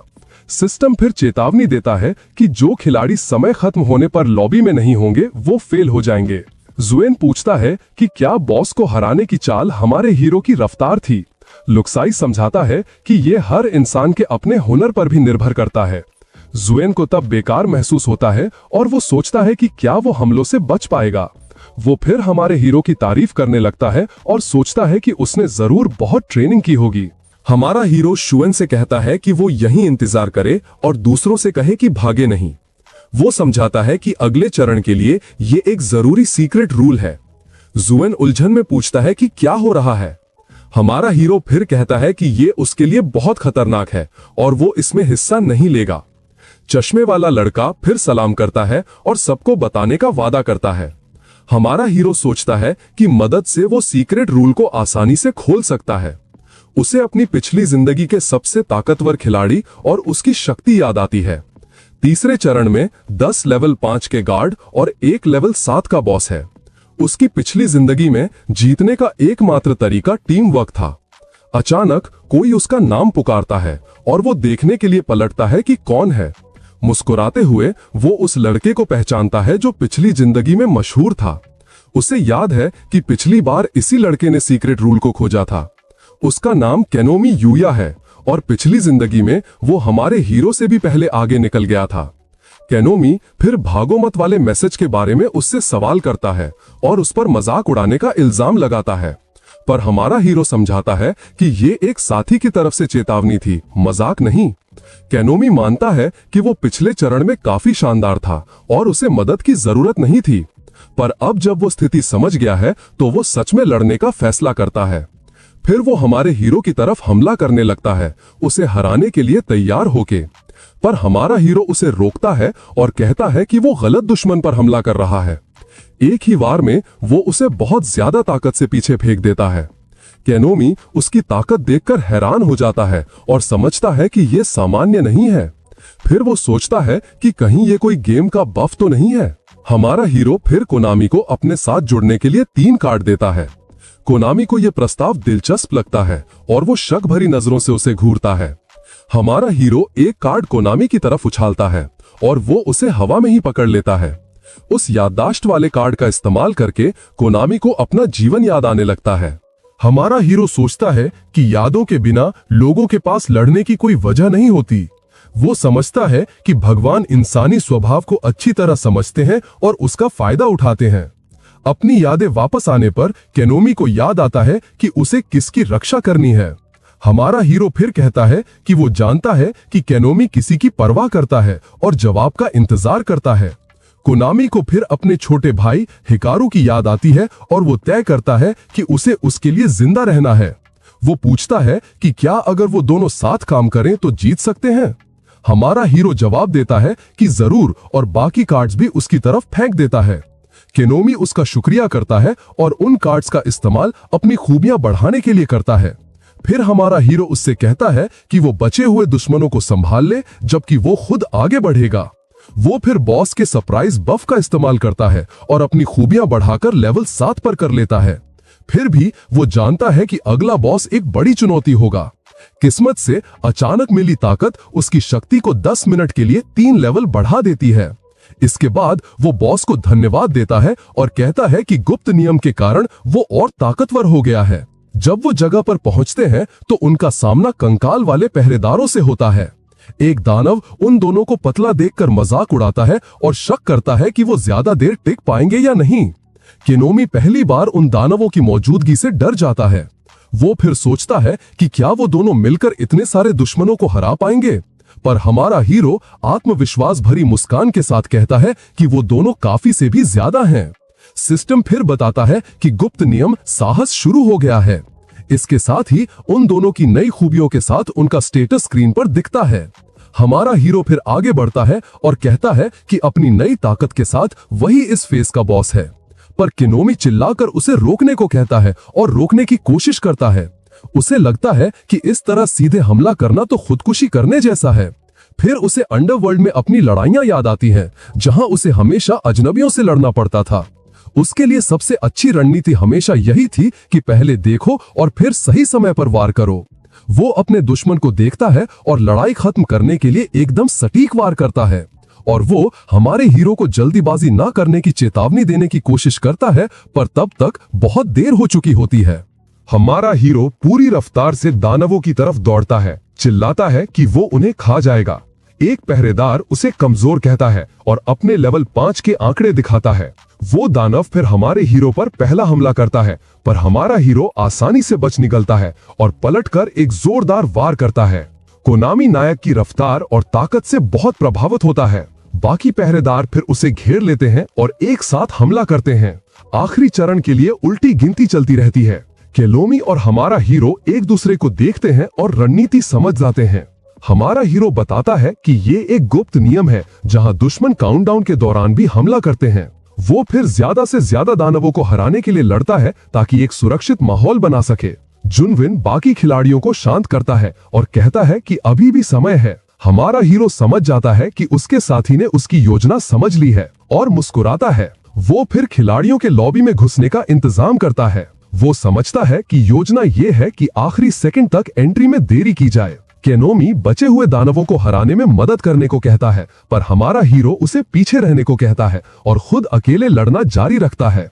बॉस फिर बाकियों को आदेश देता है कि कमजोर खिलाड़ियों को खाकर अपनी ताकत वापस भर लो। हमारा हीरो फिर केनोमी को आवाज देता है और कहता है कि अब उसकी बारी है लड़ने की। एक पहरेदार खिलाड़ियों पर हमला करता है, पर केनोमी बीच में आ जाता है। वो दानव पर जोरदार मुक्का मारता है और उसे आगे बढ़ने से रोक देता है। केनोमी फिर कहता है कि वो उस दानव को किसी को छूने नहीं देगा, पर उसे महसूस होता है कि उसके हमलों से कोई नुकसान नहीं हो रहा। वो फिर सोचता है कि हमारा हीरो इनके खिलाफ कैसे लड़ पा रहा है। जुनविन बाकी खिलाड़ियों से चुप रहने और उन दोनों पर भरोसा रखने को कहता है। खिलाड़ी फिर मान जाते हैं और सिर्फ भरोसा करके इंतजार करने का फैसला करते हैं। बॉस फिर हमला करने की तैयारी करता है, पर खिलाड़ी चिल्लाते हैं कि वो हार न माने। अपनी तलवार को तैयार करके हमारा हीरो अपनी खास क्षमता का इस्तेमाल करने की तैयारी करता है। फिर बॉस बाकी गार्डों को आदेश देता है कि इन्हें पूरी तरह से खत्म कर दो, पर हमारा हीरो कहता है कि वो भी यही सोच रहा था। फिर वो एक जोरदार वार करता है जो सारे मॉन्स्टर्स को एक साथ लगता है। बाकी खिलाड़ी प्लेयर्स हीरो की ताकत और उसके शांत रवैये से बहुत प्रभावित होते हैं। केनोमी भी उसकी ताकत से हैरान है और शिकायत करता है कि उसे बहुत मुश्किल हो रही है। हमारा हीरो कहता है कि अब लिस्ट में अगला नंबर उसका है। तभी फाइनल बॉस एक खतरनाक मुस्कान के साथ आता है और अपना लेवल 7 का स्टेटस दिखाता है। वो कहता है कि उसे हमारे हीरो जैसे लोगों को खत्म करना बहुत पसंद है। बाकी खिलाड़ी बॉस की लेवल 10 की ताकत देखकर घबरा जाते हैं। हमारा हीरो याद करता है कि उसकी पिछली जिंदगी में ये लड़ाई बहुत लंबी और मुश्किल थी। उनके टकराने से उस जगह पर एक बड़ा धमाका होता है। पर इस बार वो इसे जल्दी खत्म करने के लिए तैयार है। बॉस हंसता है और उसे अपनी किस्मत आजमाने के लिए कहता है, पर हमारा हीरो कहता है कि अकेला वो ही काफी है। एक ही वार में वो सारे राक्षसों को हरा देता है। उसकी स्टेटस स्क्रीन दिखाती है कि वो लेवल 8 पर है और उसकी ताकत 14 है। वो सोचता है कि इतने सारे बफ्स के कारण उसकी ताकत बहुत बढ़ गई है। अकेले लड़ने का सबसे अच्छा हिस्सा ये है कि सारा अनुभव, एक्सपी और सारे कार्ड्स उसी के पास रहते हैं।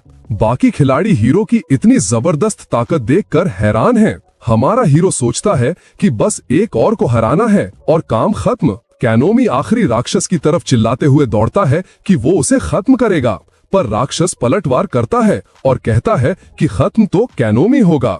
एक ही वार से वो राक्षस को बीच से काट देता है और उसे हरा देता है। कैनोमी हैरान है कि उसने उस राक्षस को इतनी आसानी से हरा दिया जिसे वो छू भी नहीं पा रहा था। फिर सिस्टम सबको ऑफिस ऑफ डेथ डंजन साफ करने के लिए बधाई देता है। कंट्रीब्यूशन रैंकिंग में हमारा हीरो 99% भागीदारी के साथ दिखता है। जैसे ही इनाम की गिनती शुरू होती है, वो उत्सुक होता है कि उसे क्या मिलेगा। सर्वाइवल रिवॉर्ड के रूप में उसे कन्वीनियंट नाम का एक सी रैंक का कार्ड मिलता है। बाकी खिलाड़ी इनाम और अपनी मुश्किल से मिली जीत का जश्न मनाते हैं। हमारा हीरो सोचता है कि इस इनाम से अगले डंजन में उसके मौके बढ़ जाते हैं। उसे याद आता है कि पिछली जिंदगी में बहुत से लोगों ने असल दुनिया में अपनी शक्तियों का गलत इस्तेमाल किया था, इसलिए इस बार उसे जल्दी से खिलाड़ियों के लिए नियम बनाने होंगे। वो जानता है कि उसकी मौजूदा रैंकिंग को देखकर ताकतवर लोग उसे ढूंढते हुए आएंगे। फाइनल रैंकिंग में वो 3000 योगदान पॉइंट्स के साथ पहले स्थान पर दिखता है। इस रैंक के साथ वो गेम का निर्विवाद नेता और मास्टर बन जाता है। बाकी खिलाड़ियों को उनके इनाम मिलते हैं और वे अपने शरीर में शक्ति महसूस करते हैं। वैन अपनी नई ताकत, रफ्तार और सहन शक्ति के गुणों से खुश है। कैनोमी भी लेवल 2 के गुणों के साथ खुद को बहुत ताकतवर महसूस करता है। हमारा हीरो अपने सारे बफ्स के साथ 15 के शक्ति स्तर तक पहुंच जाता है। सिस्टम बताता है कि योगदान के इनाम बांटे जाएंगे। बाकी खिलाड़ियों को अफसोस होता है कि उन्होंने ज्यादा इनाम पाने के लिए और मेहनत से क्यों नहीं लड़ा। हमारा हीरो भी बेचैन है क्योंकि उसका योगदान पिछली जिंदगी से बहुत ज्यादा था। वेन को एक पावर कार्ड मिलता है और वो जश्न मनाता है कि अब वो अपने गुण बढ़ा सकता है। इसको भी 2 पावर और स्टैमिना कार्ड्स पाकर खुशी होती है। फिर सबको उत्सुकता होती है कि हमारे हीरो को क्या इनाम मिलेगा। उसे 3 खास कार्ड्स मिलते हैं, अल्टीमेट क्लास चेंज और टीम बिल्डिंग कार्ड्स। वो अपनी किस्मत का जश्न मनाता है और समझता है कि वो अपने गुणों को बढ़ा सकता है और साथ ही इकट्ठा कर सकता है। अचानक जमीन हिलने लगती है और बाकी खिलाड़ी घबरा जाते हैं। डंजन गायब होने लगता है और सब सोचते हैं कि क्या वे वापस असली दुनिया में जा रहे हैं। हमारा हीरो समझाता है कि डंजन पूरा करने पर वे कुछ समय के लिए वापस जा सकते हैं, पर वो चेतावनी देता है कि दुनिया बदल चुकी है और गेम बनाने वाला उसे नष्ट करना चाहता है। बाकी खिलाड़ी चौंक जाते हैं और सोचते हैं कि ऐसा कौन करेगा। हमारा हीरो कहता है कि अगले डंजन में वो सबकी मदद पर निर्भर है। वो उन्हें प्रोत्साहित करता है कि वे दुनिया को एक साथ बचाने के लिए और मजबूत बने। बाकी खिलाड़ी तय नहीं कर पाते कि उन्हें उस पर भरोसा करना चाहिए या नहीं। फिर सिस्टम उसे बताता है कि उसने एक खास एस रैंक का कार्ड जीता है। तभी एक रहस्यमयी शक्ति उसे भगवान जैसी ताकत देने का फैसला करती है। फिर हमारा हीरो असल दुनिया में अस्पताल के बिस्तर पर जागता है। वो उम्मीद करता है कि बाकी लोग उस पर विश्वास करें,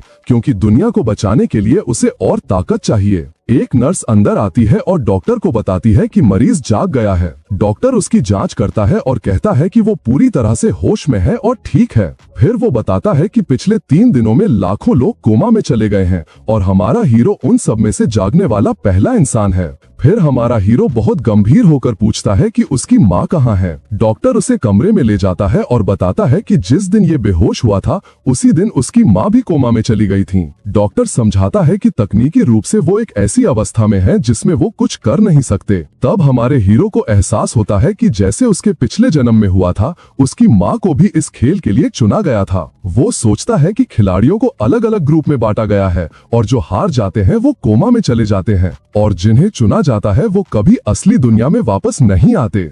हाथ में एस रैंक कार्ड लिए उसे अपनी सबसे बड़ी इच्छा याद आती है। उसका लक्ष्य है कि उसकी माँ शांति से जिए और उन्हें और कोई तकलीफ ना हो। फिर वो खास एस रैंक कार्ड निकालता है जिसका नाम है फ्री, मुक्ति। ये कार्ड उसे एक इंसान को इस खेल के लिए चुने जाने से रोकने की शक्ति देता है। बिना किसी हिचकिचाहट के वो कार्ड का इस्तेमाल करता है ताकि उसकी मां हमेशा के लिए इस खेल से आजाद हो जाएं। कार्ड से निकलने वाली सुनहरी रोशनी से डॉक्टर की आंखें चौंधिया जाती हैं। वो जो देख रहा है उससे वो हैरान है और उसे यकीन नहीं हो रहा। कुछ भी समझ न आने पर वो बस उस नजारे को देखता रहता है, कोई प्रतिक्रिया नहीं दे पाता। अचानक हमारे हीरो की मां होश में आती हैं, उलझन में पूछती हैं कि वो कहां हैं। अपनी मां को ठीक और जागा हुआ देखकर हमारा हीरो उन्हें जोर से गले लगा लेता है। वो कहता है कि आज से उन्हें जीने के लिए और लड़ना नहीं पड़ेगा। डॉक्टर ये नजारा देखकर हैरान रह जाता है और सोचता है कि क्या ये कोई चमत्कार था। जब आखिरी रैंकिंग लिस्ट आती है तब हमारा हीरो दुनिया के नंबर 1 खिलाड़ी के रूप में अपनी जगह पक्की कर लेता है। ताकतवर लोग इस रैंकिंग को देखते हैं और फैसला करते हैं कि उन्हें इसे रिक्रूट करना होगा। वो जानते हैं कि वो दुनिया का नया शासक बन सकता है। हॉस्पिटल के कमरे में वापस उसकी मां उसे एक अम्यूजमेंट पार्क के सपने के बारे में बताती हैं। हमारा हीरो समझ जाता है कि उन्हें एक खतरनाक अम्यूजमेंट पार्क डंजन में भेजा गया था। वो आगे बताती हैं कि कैसे एक मॉन्स्टर ने उन पर हमला करना चाहा था और सब कुछ अंधेरा होने के बाद वो बेहोश हो गई थीं।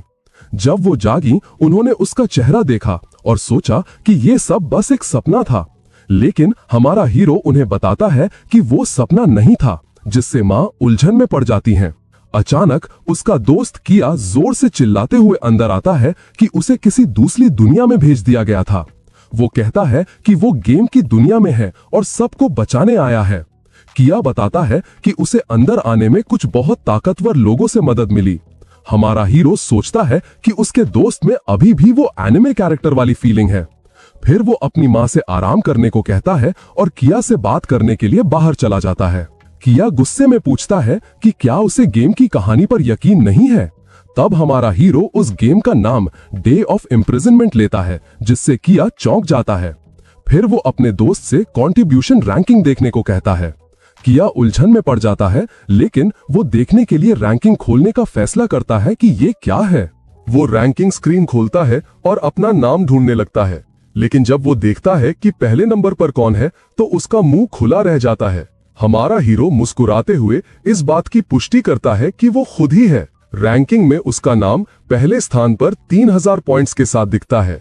पूरे विश्वास के साथ वो कहता है कि पहला नंबर उसका ही है। किया हैरान रह जाता है और उसे यकीन नहीं होता कि उसका दोस्त नंबर 1 खिलाड़ी है। तब हमारा हीरो क्लास चेंज कार्ड लेता है और उसे इस्तेमाल करने की तैयारी करता है। कार्ड और एक सुनहरी रोशनी उसे पूरी तरह से घेर लेती है। सिस्टम फिर बताता है कि क्लास चेंज शुरू हो गया है और कोई भी एक क्लास चुना जाएगा। वो सोचता है कि गेम में हर क्लास शक्तिशाली होती है, लेकिन ये कार्ड्स बहुत मुश्किल से मिलते हैं। भले ही शुरू में वो कमजोर हों, लेकिन उनमें अनंत बढ़ने की क्षमता होती है। 3 सबसे महान क्लासेस हैं।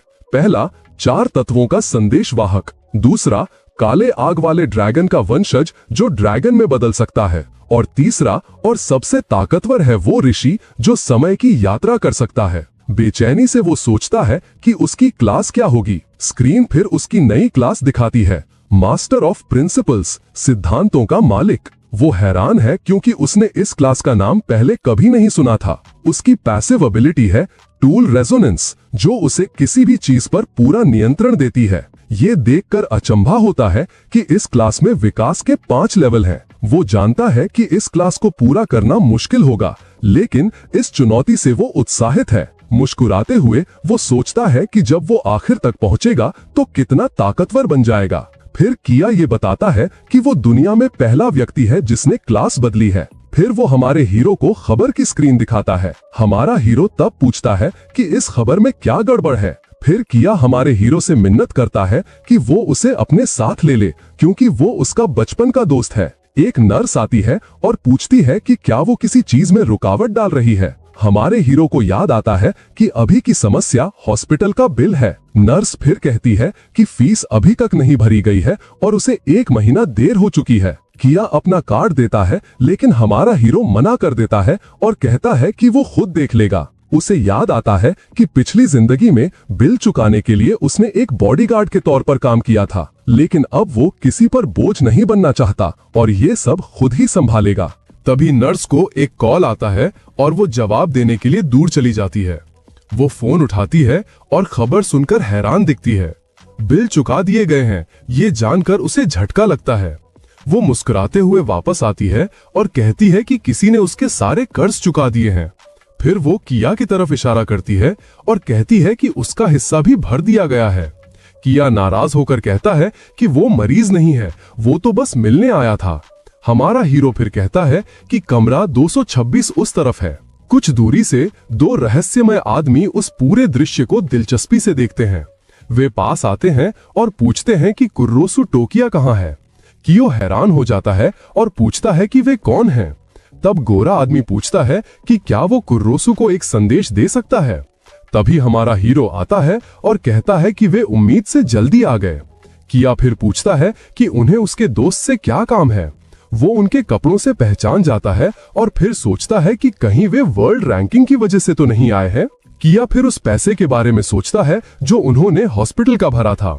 नर्स हमारे हीरो के कान में फुसफुसाती है कि बिल इन्हीं लोगों ने भरे थे।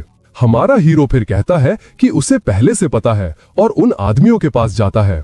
वो फिर आत्मविश्वास भरी मुस्कान के साथ अपना परिचय कुर्रोसु टोकियो के रूप में देता है। नंबर 1 खिलाड़ी के शांत स्वभाव और उसकी कम उम्र से वे आदमी प्रभावित होते हैं। हमारा हीरो पहचान लेता है कि वे अलग अलग क्षेत्रों के बड़े लोग हैं।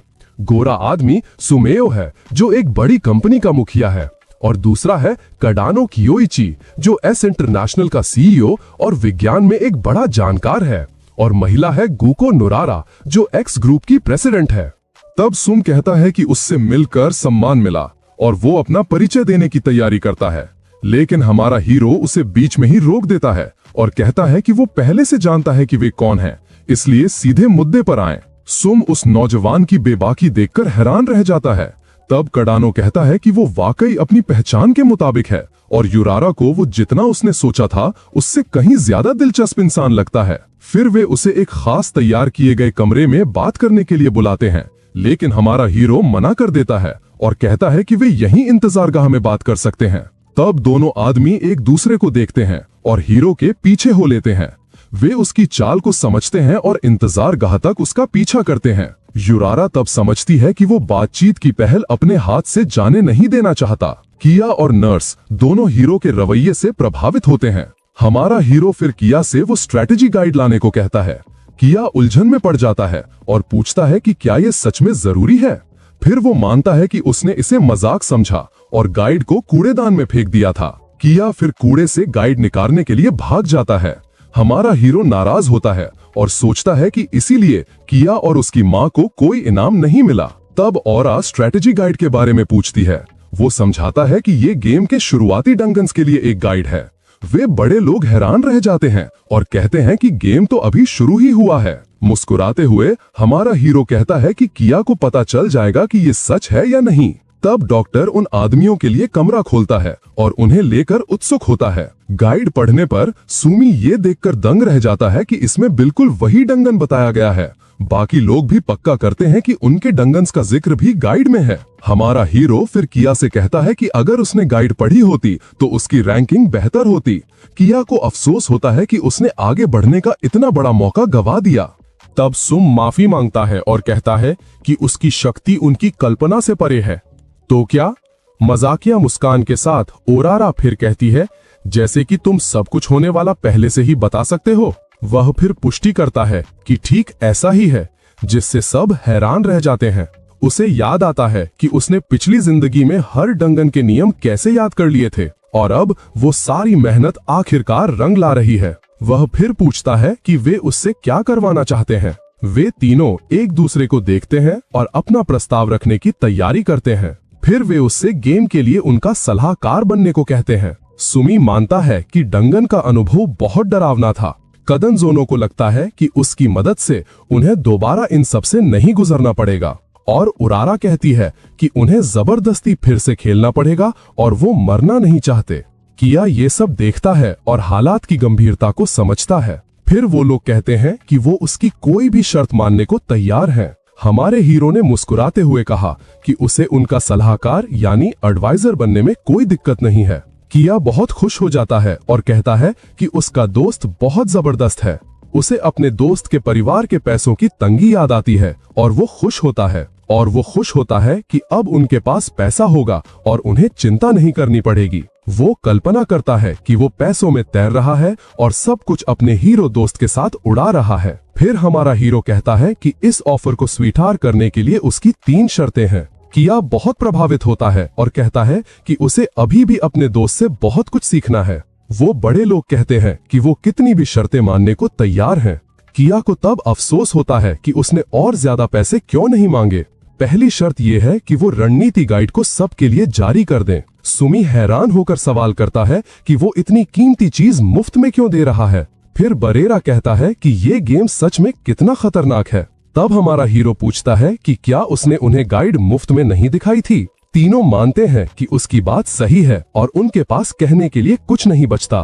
फिर वो समझाता है कि उसका मकसद अलग है और वो ज्यादा लोगों को बचाना चाहता है, और अगर वे शर्तें नहीं मानते तो बात यहीं खत्म। बरेरा उसकी दयालुता और पैसे में दिलचस्पी न होने से बहुत प्रभावित होता है। फिर वो झुककर वादा करते हैं कि पहली शर्त वो तुरंत पूरी कर देंगे। दूसरी शर्त है खिलाड़ियों के लिए एक मैनेजमेंट ऑफिस बनाया जाए। सुमी कहता है कि खिलाड़ियों को नियंत्रित करने के लिए वो पहले से ही ऐसा करने की सोच रहे थे। हमारा हीरो फिर अपनी आखिरी शर्त बताता है जिससे सब चिंतित हो जाते हैं। उन्हें लगता है कि कहीं ये ऐसी चीज न हो जो वो पूरी ना कर सकें। किया तब चिल्लाकर कहता है कि ये उसका आखिरी मौका है, इसलिए वो पैसे मांगे। पर हमारा हीरो कहता है कि उसे बस अपने और अपनी माँ के लिए एक घर चाहिए। वो चाहता है कि उसकी माँ की जिंदगी सामान्य और आरामदायक हो। वो बड़े लोग हैरान हो जाते हैं और किया को ज्यादा ना मांगने का अफसोस होता है। हमारा हीरो तब कहता है कि अगर ये ज्यादा मुश्किल है तो वो पीछे हट सकता है, लेकिन वो लोग उससे मिन्नतें करते हैं कि उन्हें घर तैयार करने दें। हमारा हीरो फिर कहता है कि वो ज्यादा उत्साहित न हो। सुम इस माहौल के लिए माफी मांगता है और वो बातचीत आगे बढ़ाते हैं। वो सोचता है कि ये सबसे आसान शर्त है और इससे उसकी साख बढ़ सकती है। हमारा हीरो फिर अलविदा कहता है और बताता है कि उसे कुछ और काम निपटाने हैं। वो चेतावनी देता है कि अगले गेम की उल्टी गिनती जल्द ही शुरू हो जाएगी।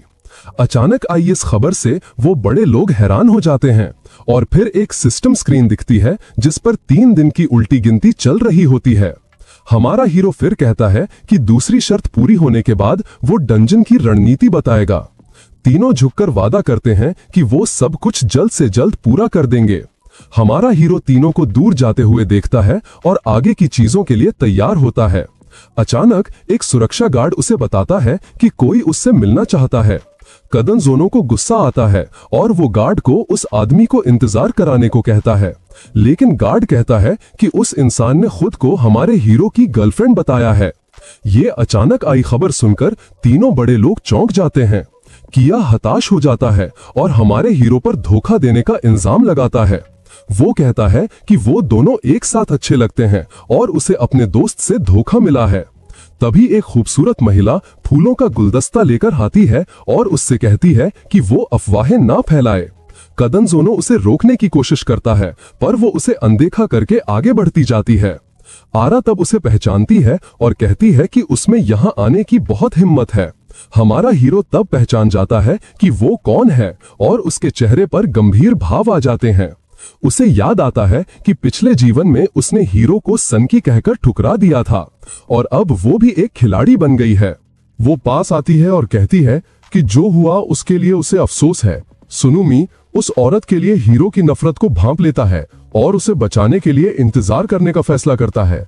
किया तब उसका सामना करता है और कहता है कि उसने सबके सामने उसकी बेइज्जती की थी। वो माफी मांगती है और कहती है कि वो तब जवान और बेवकूफ थी, लेकिन हमारा हीरो उस पर इल्जाम लगाता है कि वो सिर्फ रैंकिंग की वजह से वापस आई है। वो कुछ कह नहीं पाती और बड़े लोग उसकी चाल को तुरंत समझ जाते हैं। आरा उसे सिर्फ पैसे पर मरने वाली कहती है और उसके रवैये से नफरत करती है। वो फिर खुद को सही ठहराने की कोशिश करती है, कहती है कि वो उसे मरने नहीं देगा। आरा उसकी हिम्मत से घिन खाती है और उसे डांटती है। हमारा हीरो तब अपने दोस्त को शांत करता है और जाने का फैसला करता है। वो कहता है कि रिकॉर्ड के लिए उसने उसे कभी पसंद नहीं किया, एक सेकंड के लिए भी नहीं। बेबसी में आकर वो उसे बचाने के बदले उसकी गर्लफ्रेंड बनने का ऑफर देती है। वो उसके पीछे भागती है और कसम खाती है कि वो उसे कभी नहीं छोड़ेगी। फिर हमारा हीरो पलटकर उसकी तरफ एक ठंडी गंभीर नजर से देखता है। फिर सिक्योरिटी गार्ड उसका रास्ता रोक देते हैं और उसे आगे बढ़ने से मना कर देते हैं।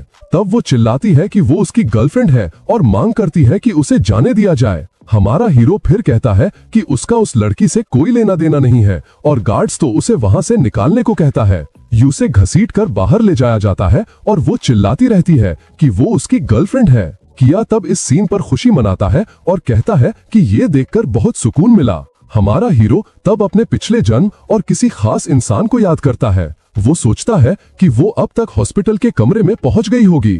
फिर वो दरवाजा खोलता है और सामने सफेद बालों वाली एक खूबसूरत औरत को देखता है। वो पलटती है और शांत नजरों से उसे देखती है। फिर वो कहती है कि यूरेका उसे दोबारा मिलने आई है और वो उसका इंतजार कर रही थी। मुस्कुराते हुए वो उसका स्वागत करता है और कहता है कि उसे देखे हुए बहुत वक्त हो गया है। यूरेका हैरान होती है और कहती है कि वो तो पिछले हफ्ते ही उससे मिलने आई थी। हमारा हीरो तब याद करता है कि पिछले जन्म में उसने उसके लिए खुद को कैसे बलिदान कर दिया था। पक्का इरादा करते हुए वो कसम खाता है कि इस जन्म में वो अपने किसी भी चाहने वाले को मरने नहीं देगा। फिर वो उसे जोर से गले लगा लेता है, जिससे वो हैरान और चुप हो जाती है। किया घबरा जाता है और सोचता है कि क्या वो सच में सिर्फ दोस्त हैं। रात में हमारा हीरो और उसकी माँ हॉस्पिटल में अलग अलग कमरों में आराम करते हैं। वो सोचता है कि उसकी पहुंच की वजह से बड़े लोगों ने उसे वीआईपी कमरे में शिफ्ट कर दिया। अगले डंजन के लिए उल्टी गिनती शुरू है। सिर्फ 63 घंटे बचे हैं। वो जानता है कि अगला डंजन भी उसी तरीके को फॉलो करेगा। फिर वो अपनी हासिल की हुई स्किल मेंटेनेंस की ताकत को याद करता है और उसको आजमाने का फैसला करता है और हॉस्पिटल के बेड को छूता है। अचानक एक नीली रोशनी उस बेड को घेर लेती है और उसे कुछ अलग महसूस होता है। उसे एहसास होता है कि वो किसी भी चीज की छोटी छोटी डिटेल देख सकता है और वो बेड का दूसरा स्क्रू भी ढीला होते हुए देख सकता है। तब उसे एक रहस्यमयी आवाज सुनाई देती है जो कहती है कि वो इस टेस्ट के लिए क्वालिफाइड है। वो उस आवाज को पहचानता है और उसे दोबारा सुनकर हैरान हो जाता है। वो पूछता है कि वो कौन है और वो किस टेस्ट के लिए लायक है। आवाज कहती है कि उसे वक्त आने पर पता चल जाएगा और फिलहाल उसे एक फैसला लेना है। फिर एक छाया जैसा रूप सामने आता है और पूछता है कि क्या वो ये टेस्ट स्वीकार करता है। वो जानता है कि इस हस्ती के पास उसे भगवानों को हराने में मदद करने की शक्ति है। बिना किसी हिचकिचाहट के वो टेस्ट मान लेता है और कहता है कि शुरू करो। वो हस्ती सहमत होती है और कहती है कि टेस्ट शुरू किया जाए, पर वो चेतावनी देती है कि अगर वो फेल हुआ तो वो कभी भी अपनी दुनिया में वापस नहीं आ पाएगा। फिर हमारा हीरो नीली शक्ति के एक पोर्टल में खींच लिया जाता है। वो सोचता है कि इस टेस्ट में पास होने का इनाम क्या मिलेगा। तब वो हस्ती कहती है कि लड़ाई का मैदान तैयार है। जमीन से बर्फ का एक खंभा निकलता है और तेजी से फैलने लगता है। हमारा हीरो फिर उस बर्फ पर संतुलन बनाता है और आगे के लिए तैयार होता है। फिर वो तेज और ध्यान से आसपास के माहौल को देखता है। वो खुद को एक अंधेरे और रहस्यमय महल के सामने पाता है। अचानक नीली शक्ति का एक जीव जमीन से उठता है। वो हस्ती समझाती है कि नियम बहुत आसान है, दुश्मन को 10 मिनट में हराओ। और एक हिंट देते हुए वो कहती है कि सब कुछ देखने की समझ ही जीतने का एकमात्र तरीका है। टेस्ट शुरू होता है और हमारा हीरो लड़ाई के लिए तैयार होता है। उसका दुश्मन कसम का अंधा रक्षक है जो सबसे मजबूत और जिसे हराना मुश्किल है ऐसा तलवारबाज है। हमारा हीरो सोचता है कि क्या वो विशाल कंकाल सच में उसका दुश्मन है। मुस्कुराते हुए वो सोचता है कि सबसे मजबूत प्लेयर और सबसे मजबूत तलवारबाज के बीच की ये लड़ाई मजेदार है। वो हस्ती फिर उसे लड़ाई के लिए एक नीली तलवार देती है। वो तलवार लेता है और कहता है कि वो सच में अपनी नई ताकत को टेस्ट करना चाहता था, लेकिन सिस्टम उसे चेतावनी देता है कि रेजोनेंस को किसी अशारीरिक चीज पर चालू नहीं किया जा सकता। तब उसे एहसास होता है कि ये तलवार सिर्फ एक धोखा है और उसकी ताकत से इस्तेमाल नहीं हो सकती। ये जानकर वो और समय बर्बाद न करने और लड़ाई जल्दी खत्म करने का फैसला करता है। वो तलवारबाज की तरफ दौड़ता है और उसे अपनी शक्ति दिखाने के लिए चुनौती देता है। मुस्कुराते हुए जब उनकी तलवारें टकराती हैं तो वो दुश्मन की कला की तारीफ करता है। वो एक तेज वार को चकता है और पलटकर वार करने की तैयारी करता है और वो महसूस करता है कि इतनी बड़ी तलवार होने के बावजूद भी वो तलवारबाज बहुत तेज और मजबूत है। वो रक्षक फिर अपना आखिरी वार करने की तैयारी करता है। हमारा हीरो आने वाले हमले की शक्ति देखकर हैरान रह जाता है। तलवारबाज फिर एक विनाशकारी वार करता है जिससे एक शॉक वेव बनता है।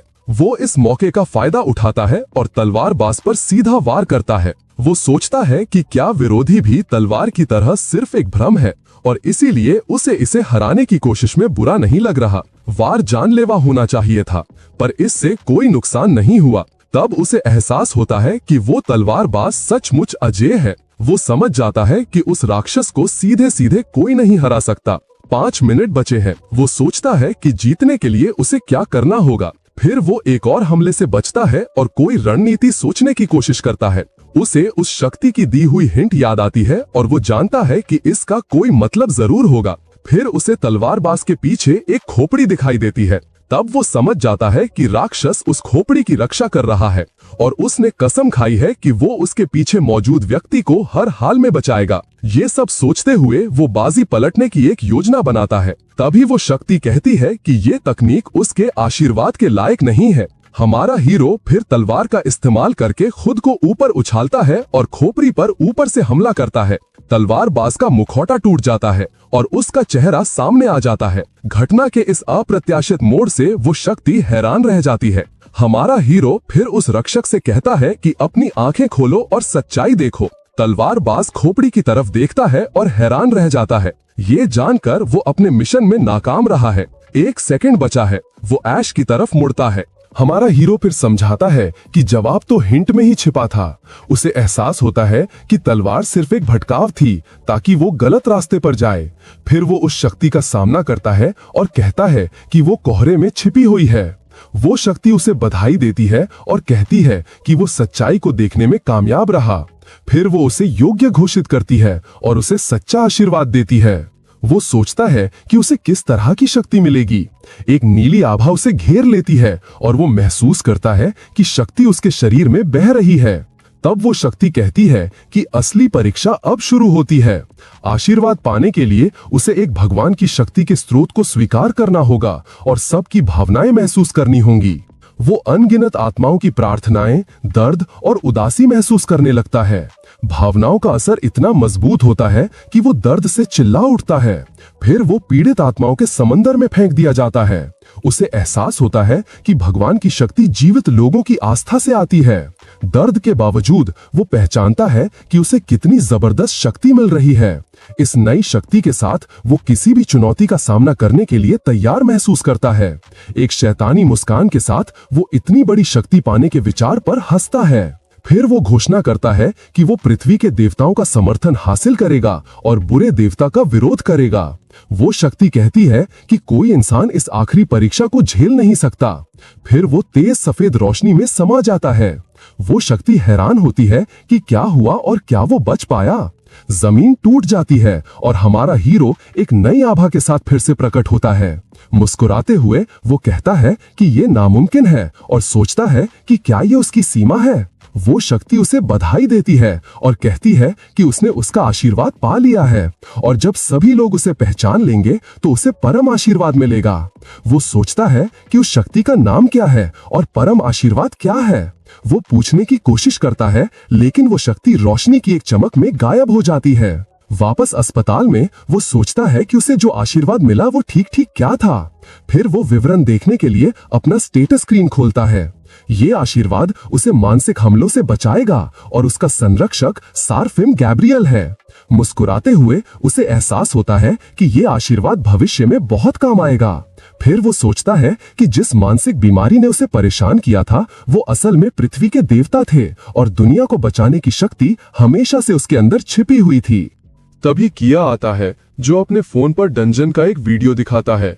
ये देखकर वो उत्साहित हो जाता है कि गाइड का वीडियो वर्जन भी आ गया है। हमारा हीरो फिर अस्पताल में शोर मचाने के लिए उसे डांटता है। किया फिर वीडियो दिखाता है और कहता है कि ये बहुत अच्छे से बनाया गया है। उनकी माँ फिर मुस्कुराती हैं और कहती हैं कि तुम दोनों सच में बहुत अच्छे से मिलते जुलते हो। हमारा हीरो महसूस करता है कि सुमी और बाकी लोगों ने जल्दी ही वीडियो जारी कर दिया है और उन्होंने मैनेजमेंट ऑफिस बनाने के लिए सरकार के साथ पहले ही सहयोग कर लिया है। रैंकिंग में हमारा हीरो 3500 पॉइंट्स के साथ पहले स्थान पर है। एक मुस्कान के साथ वो सोचता है कि ये खिलाड़ियों को मजबूत बनने के लिए उत्प्रेरक का काम करेगा। तभी नर्स उसे बताती है कि उसे लेने के लिए एक गाड़ी आई है। वो देखने के लिए खिड़की की तरफ भागता है कि कौन आया है। नीचे लग्जरी गाड़ियों का काफिला देखकर वो हैरान रह जाता है। अस्पताल के प्रवेश द्वार पर कई गाड़ियां और सुरक्षा कर्मी हमारे हीरो का इंतजार कर रहे होते हैं। बेरेरा फिर उनसे कहता है कि उसे बता दें कि वो उसे लेने आई है। किया घबरा जाता है और कहता है कि हम तीनों उसे लेने आए हैं। फिर हमारा हीरो उठता है और जाने की तैयारी करता है। उसकी माँ उससे कहती है कि वो कोई मुसीबत मोल ना ले। वो उन्हें भरोसा दिलाता है और कहता है कि उसने कुछ गलत नहीं किया है। फिर वो कहता है कि वो दुनिया को बचा रहा है, पर कोई उस पर यकीन नहीं करता। मुस्कुराते हुए वो कहता है कि जल्द ही सबको सच्चाई पता चल जाएगी। सुम उसे एक बड़े से आंगन वाली खूबसूरत हवेली में ले जाता है। वो कहता है कि उनकी सुरक्षा के लिए यहाँ 24 घंटे गार्ड और नौकरानियां रहेंगी। किया हवेली देखकर हैरान हो जाता है और सोचता है कि इसकी कीमत कितनी होगी। सुम कहता है कि ये संपत्ति उसकी है और ये बिकने के लिए नहीं है। किया ये जानकर चौंक जाता है कि ये घर अपनी तरह का इकलौता है। फिर हमारा हीरो बाकी की जगहें देखने को कहता है, जिससे सब लोग हैरान रह जाते हैं। दानजोनो दूर से ये सब देखती है और देखती है कि उसके घर को ठुकरा दिया गया है। फिर वो कहती है कि इस मुकाबले को वही जीतेगी। कदनजोनो को पूरा भरोसा है कि उसने जो घर चुना है वो उसे पसंद आएगा। वो उसे शहर के बीचों बीच एक शानदार ऊंची इमारत में ले जाता है। किया को पूरे शहर का नजारा देखकर बहुत हैरानी होती है। इस बिल्डिंग को एक विश्व प्रसिद्ध आर्किटेक्ट ने बनाया था और अब सबसे ऊपर वाली मंजिल का सबसे बड़ा कमरा उसके लिए खाली है। किया ये जानकर उत्साहित हो जाता है कि और भी चीजें तैयार हैं। कदनजोनो फिर चुटकी बजाता है और नौकरानियों तो बुलाता है। सुंदर नौकरानियों का एक समूह आता है और खुद को मालिक से मिलवाता है। इतनी सारी खूबसूरत औरतों को देखकर किया का मुंह खुला का खुला रह जाता है। फिर नौकरानियां कहती हैं कि वो उनसे जो चाहे करवा सकती हैं और वे उसकी बहुत तारीफ करती हैं। सुम और उरारा चौंक जाते हैं और वो बड़ा आदमी सोचता है कि उसने पहले ऐसा क्यों नहीं सोचा। कदनजोनो आत्मविश्वास से मुस्कुराता है, ये सोचकर कि कोई भी आदमी इस ऑफर को मना नहीं कर सकता। लेकिन हमारा हीरो शांत रहता है और बस कहता है, अगला दिखाओ। ये सुनकर सब हैरान रह जाते हैं। कदनजो का मुंह खुला रह जाता है और उसे कुरोसा की प्रतिक्रिया पर यकीन नहीं होता। उरारा मुस्कुराती है और सोचती है कि ये आदमी सच में बाकियों से अलग है। सुमी को एहसास होता है कि उसे अभी भी उसका साथ जीतने का मौका मिल सकता है। फिर उरारा उसके पास आती है और उसे वो जगह देखने के लिए बुलाती है जो उसने उसके लिए तैयार की है। चलते चलते वो बताती है कि उसने उसका और उसकी माँ का अतीत खंगाला है। फिर वो पूछती है कि क्या वो उस जगह को पहचानता है जहां वे अभी खड़े हैं। नायक कहता है कि उसे ठीक से याद नहीं है, लेकिन उसकी माँ बताती है कि ये उसके बचपन का घर था। ये सुनकर सुम और कदनजोनो को एहसास होता है कि वे हार चुके हैं और अब ये मुकाबला खत्म हो गया है। बरारा दरवाजा खोलती है और समझाती है कि ये घर कई बार बिक चुका है और इसका बनावट भी बदल गई है। वो आगे कहती है कि उसने सब कुछ वैसे ही ठीक करवाने की कोशिश की है ताकि ये ज्यादा से ज्यादा आरामदायक बन सके। हमारा हीरो ये देखकर प्रभावित होता है कि ये जगह उसके बचपन की यादों जैसी ही है। वो उसे धन्यवाद कहता है और रारा खुश हो जाती है कि उसे ये पसंद आया। बाकी के दोनों बड़े लोग बहुत उदास हो जाते हैं और अपनी पूरी हार मान लेते हैं। फिर कुरोसु किया से वो लाने को कहता है जो उसने मांगा था। उसका दोस्त अपनी पैंट से एक कागज निकालता है और हैरान होकर पूछता है कि ये क्या है। किया वो कागज सौंपता है और कहता है कि ये दूसरे डंगोन की पूरी रणनीति है।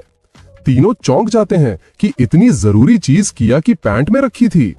आर फिर पूछता है कि क्या वो इस नई रणनीति को सार्वजनिक तौर पर भी जारी करेगा। हमारा हीरो मना करता है, लेकिन उन्हें इसे काबिल खिलाड़ियों को बांटने की इजाजत देता है। वो समझाता है कि मजबूत बनने के लिए किसी को खेल को समझना होगा, सिर्फ किस्मत पर निर्भर नहीं रहना चाहिए। और जो लोग ये नहीं समझते वे खेल में ज्यादा आगे नहीं बढ़ पाएंगे।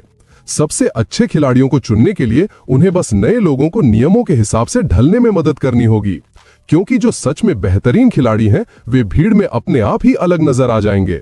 उरारा समझ जाती है और पूछती है कि वो चुने हुए खिलाड़ियों के साथ क्या करने वाला है। कुरोसु फिर आत्मविश्वास से कहता है कि वो चाहता है कि वे उसके साथ दुनिया को बचाएं और उसकी रक्षा करें। हमारा हीरो का इतना बड़ा सपना सुनकर वे बड़े लोग हैरान रह जाते हैं।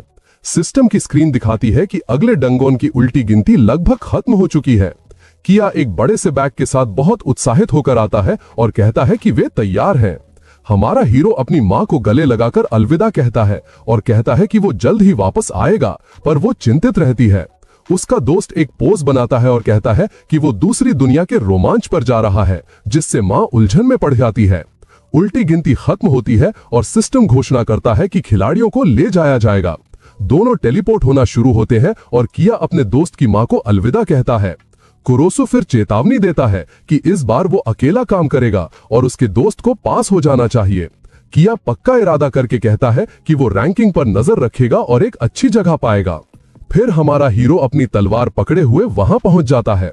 वो जगह पहचान लेता है और पक्का करता है कि पिछली जिंदगी की तरह दूसरा डंजन जमी हुई हवेली ही है। सिस्टम बताता है कि डी क्लास का डंजन बन गया है और लक्ष्य है बॉस को हराना।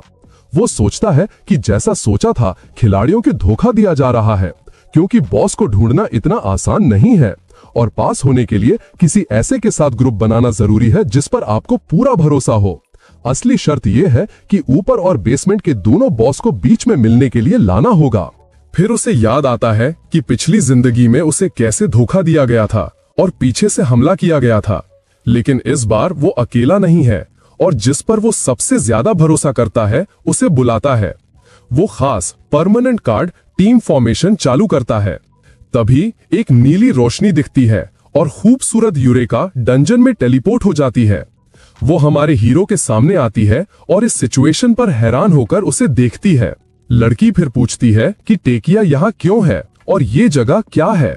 वो समझाता है कि उसने ही उसे बुलाया है और वो अब तक एक द्वीप पर थी। हमारे हीरो को याद आता है कि पिछली जिंदगी में उस द्वीप पर जिंदा रहने के लिए उसने बहुत तकलीफ झेली थी। पक्का इरादा करते हुए वो कसम खाता है कि उसने उसे उसकी किस्मत बदलने के लिए बुलाया है और वो उसे चोट नहीं लगने देगा। यूरेका उलझन में पूछती है कि उसे कैसे पता चला कि वो द्वीप पर थी। फिर वो सिस्टम की स्क्रीन पर ध्यान देती है और देखती है कि वो भी उसे इस्तेमाल कर सकती है। स्क्रीन कुरुबायाशी यूरा का D rank dungeon frozen mention जमी हुई हवेली में स्वागत करती है। वो जवान औरत फिर उसे याद करती है जो वीडियो उसने ऑनलाइन देखे थे और खेल का नाम याद करने की कोशिश करती है। कुरुसो फिर कहता है डे ऑफ इम्प्रिजनमेंट और वो पक्का करती है कि हाँ यही नाम है। वो समझाता है कि उसे एक ऐसे साथी की जरूरत थी जिस पर वो अपनी जान से भी ज्यादा भरोसा कर सके और इसलिए उसने उसे चुना।